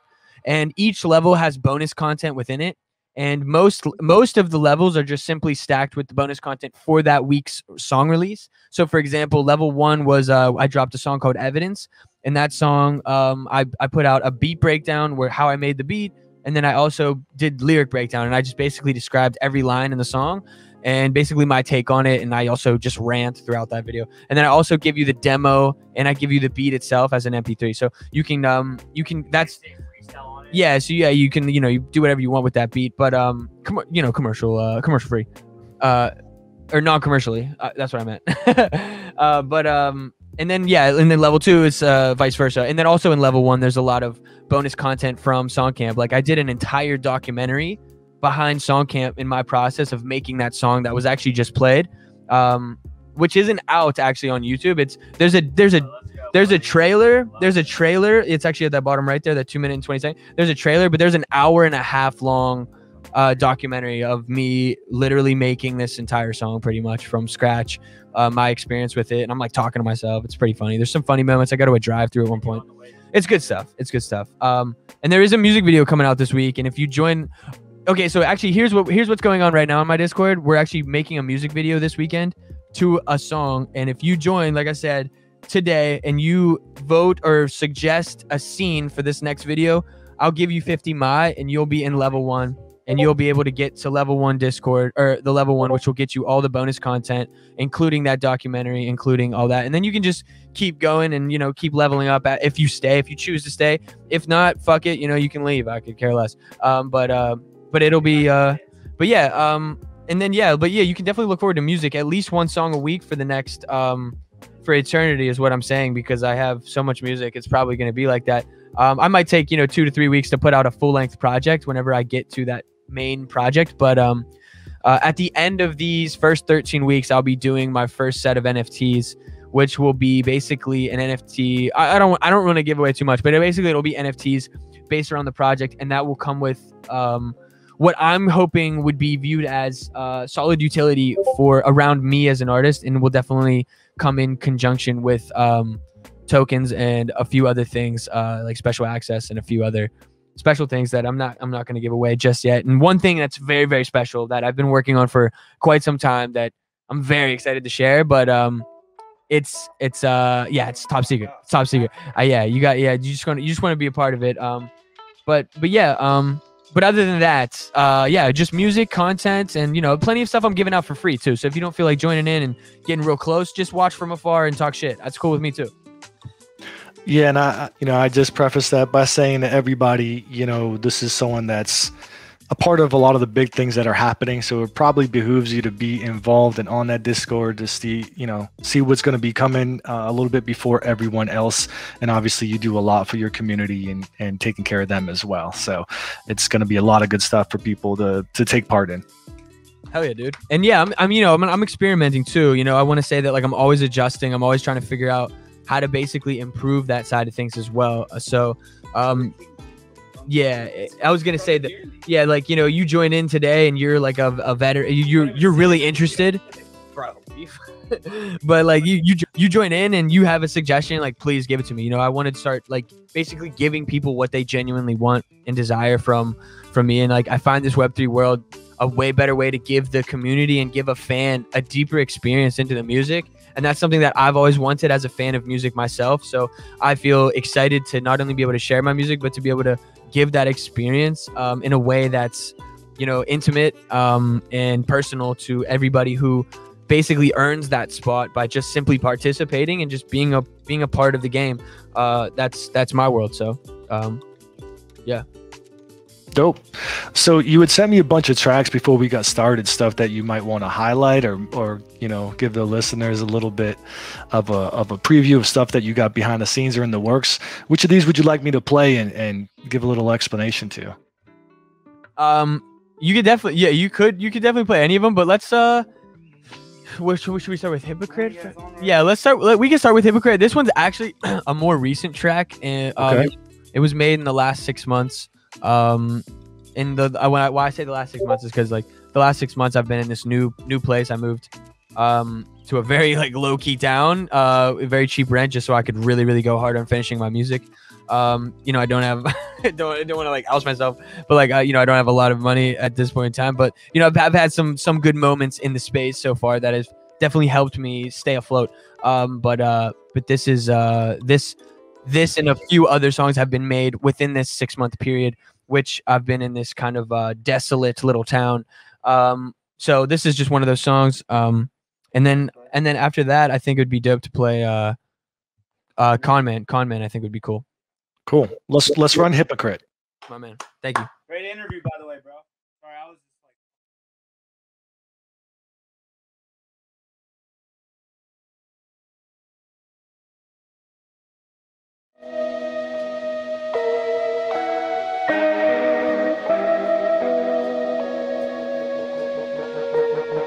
I'm a hypocrite, calling you out while doing the same shit. Ain't this why I was mad at you in my basement? Save it, you know the truth and I fucking hate it. Lately, I can't figure out why I still crave it. Yeah, I better come up soon.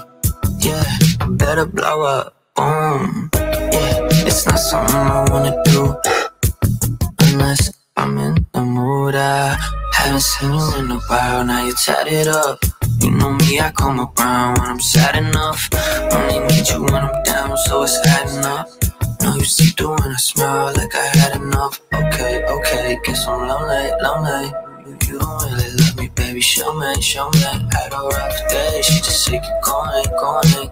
They think that I'm in it for the money, money. I'm a hypocrite, calling you out while doing the same shit. Ain't this why I was mad at you in my basement? Save it, you know the truth and I fucking hate it. Lately, I can't figure out why I so crave it. Hypocrite, calling you out while doing the same shit. Ain't this why I was mad at you in my basement? Save it, you know the truth and I fucking hate it. Lately, I can't figure out why I so crave it.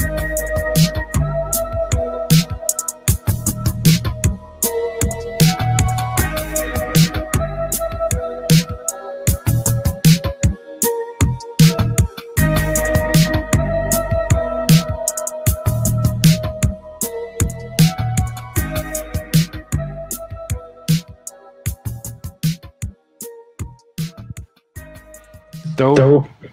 Yo, I do want to say one thing. Just to maybe preface that song in particular.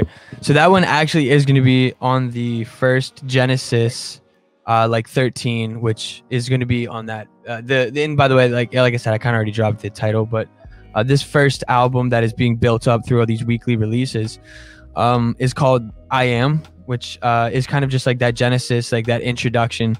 And each song is kind of like a self-reflection, like a mirror, so to speak, of, judgments, I suppose, that I've made over the past 3-4 years and maybe really through my whole life. And it's like, so each song in the album will basically, it'll kind of reflect myself. I Am obviously is the mirror of my, so I Am. And then it will be like the track name. So I Am Hypocrite, I Am.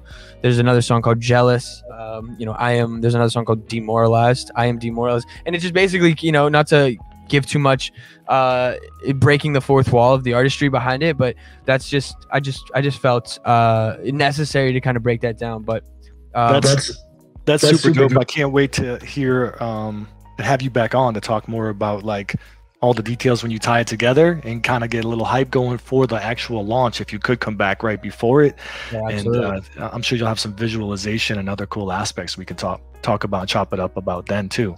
Dude, absolutely. No, that would be amazing. So here's the other one, Con Man, you said?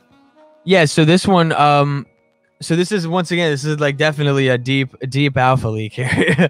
This one is this is actually off of the first world. And there are 5 worlds right now in total, and each world is kind of a story in itself. Each world is 7 tracks, and they each have just a storyline to it. And world 1 is very much so almost accumulation, and it's really how I became so to speak, how I ended up in my own world so much. And it kind of is the storyline behind that process. And that's not just told throughout music, but it's told throughout other things that will be, put out when this project comes out. But this World 1 will come out after that I Am project. So this will take another couple months to come out. But, all the music is done. There's just a few other things that are being completed right now. But yeah, this is Comment track 5. And definitely it's like the boss battle, so to speak, of the album. Dope. It looks like there may be some kind of video game theme here. We'll have to talk more about that as that project nears. Here's Con Man. Mr. Con Man, heard you scheming up a grand plan. You ain't rolling me, you ain't fooling me. Competition got you losing, see. Yeah, real recognize real, I ain't recognize y'all since we got a deal. Last time you were silent still, so just let me know if you need time to heal. I've been so patient, been days since I had a meal. They hate my cadence, I'm faded, but I feel so disrespected. I learned my lesson, I'll let it be. Man in the mirror, ain't trusting nobody unless it's me. Not unless you family, not unless you pay the fee. Cause God won't let it happen if neither one of us let it be. Mr. Con Man, heard you scheming up a grand plan. You ain't rolling me, you ain't fooling me. Competition got you losing, see. Yeah, Mr. Comment. Heard you scheming up a grand plan, but you ain't rolling me. Nah, you ain't fooling me. Yeah, yeah. Competition got you losing, see. Yeah, yeah. Mr. Comment. Heard you scheming up a grand plan, but you ain't rolling me. Nah, you ain't fooling me. Yeah, yeah. Competition got you losing, see. Yeah, yeah. I swear that I never really wanted to go this far. Give it all to end up with another broken heart. If you know who you are, you can play the part. And don't you worry, baby, I'll let you wear the star. Call me crazy for wanting things to go my way. I'm not chasing anything because it's shining. I keep climbing, when will I find me? I know I'm trying, baby, but no, I'm hiding. Don't be so afraid of who you are. No one's gonna save you from the dark. You can try and run, but you won't get far. No matter where you're going, yeah, you are. Mr. Comment. Heard you scheming up a grand plan, but you ain't rolling me. Nah, you ain't fooling me. Yeah, yeah. Competition got you losing, see. Yeah, yeah. Mr. Comment. Heard you scheming up a grand plan, but you ain't rolling me. Nah, you ain't fooling me. Yeah, yeah. Competition got you losing, see. Yeah, yeah. It's all about that. Either contract for that, or do it for that. Just to make you feel better. Can't get to feel a little better. You can feel better, dude. I ain't stupid, that's my problem. I ain't motherfucking stupid. So I can't like bring down into Jesus Christ and go to a goddamn fucking church. What's so good? I ain't ever gonna feel good. I'm forever a fucking motherfucking rebel. Yo, Yo. definitely some heat right there. Thank you for sharing that with us before anyone else checked it. That's super dope. Dude, absolutely. Yeah. That's yeah, I don't know. I just want to let it kind of like speak for itself, but I do really like that song.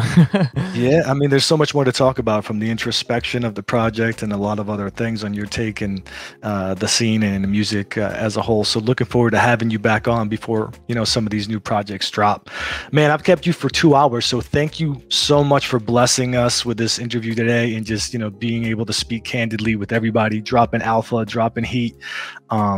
We're really blessed to be able to witness your creative endeavors and to have you as an advocate in the space as a whole. So on behalf of everybody in the whale community, thank you so much for what you do, and we're looking forward to seeing more. Dude, absolutely. Thank you so much for being a super dope interviewer, and you dug deep and you really got you really brought it out, and I appreciate that, and I appreciate the whale community for being dope and just listening through the ranting and the stories. And yeah, man, I'd love to come back and just participate and basically, collaborate if we in any opportunity that we can. Yeah. There were a couple of comments in the chat that I'm known to rant. So now it's like the ultimate combo. So we're going to have to get 3 hours for the next one, I'm sure, right? Like we already ran this 1 to 2 and I didn't get to half the questions that I have you, because I did dig deep and I got a lot more, and we'll cover that next time. So I'm going to let you go so I don't keep you too long. I make sure you eat dinner or whatever it is you need to do to sustain over there and keep making banging music. Of the tracks you sent me, what would be a good one to take us out with for everyone to hear? Let's see. What we got? Glorified, Into New Orleans. Oh man, it's tough. It's a tough one. Let's go, man. Either let's wait. I'll give you two options. Man, let me put it this way. Glorified is more of like a Glorified has more to do with relationship. Dude, man, either Glorified or New Orleans. They're totally different, but Glorified or New Orleans. I mean, this is your showcase. You let me know. We'll do New Orleans. We'll do New Orleans just because I think it's just a statement, and it'll just be fun. New Orleans it is. My man, thank you so much for coming through today. We can't wait to talk to you next time. Thank you, man. I appreciate it. We're going to ride out with this one, everyone. Thanks. In New Delhi with them hitters, AMGs.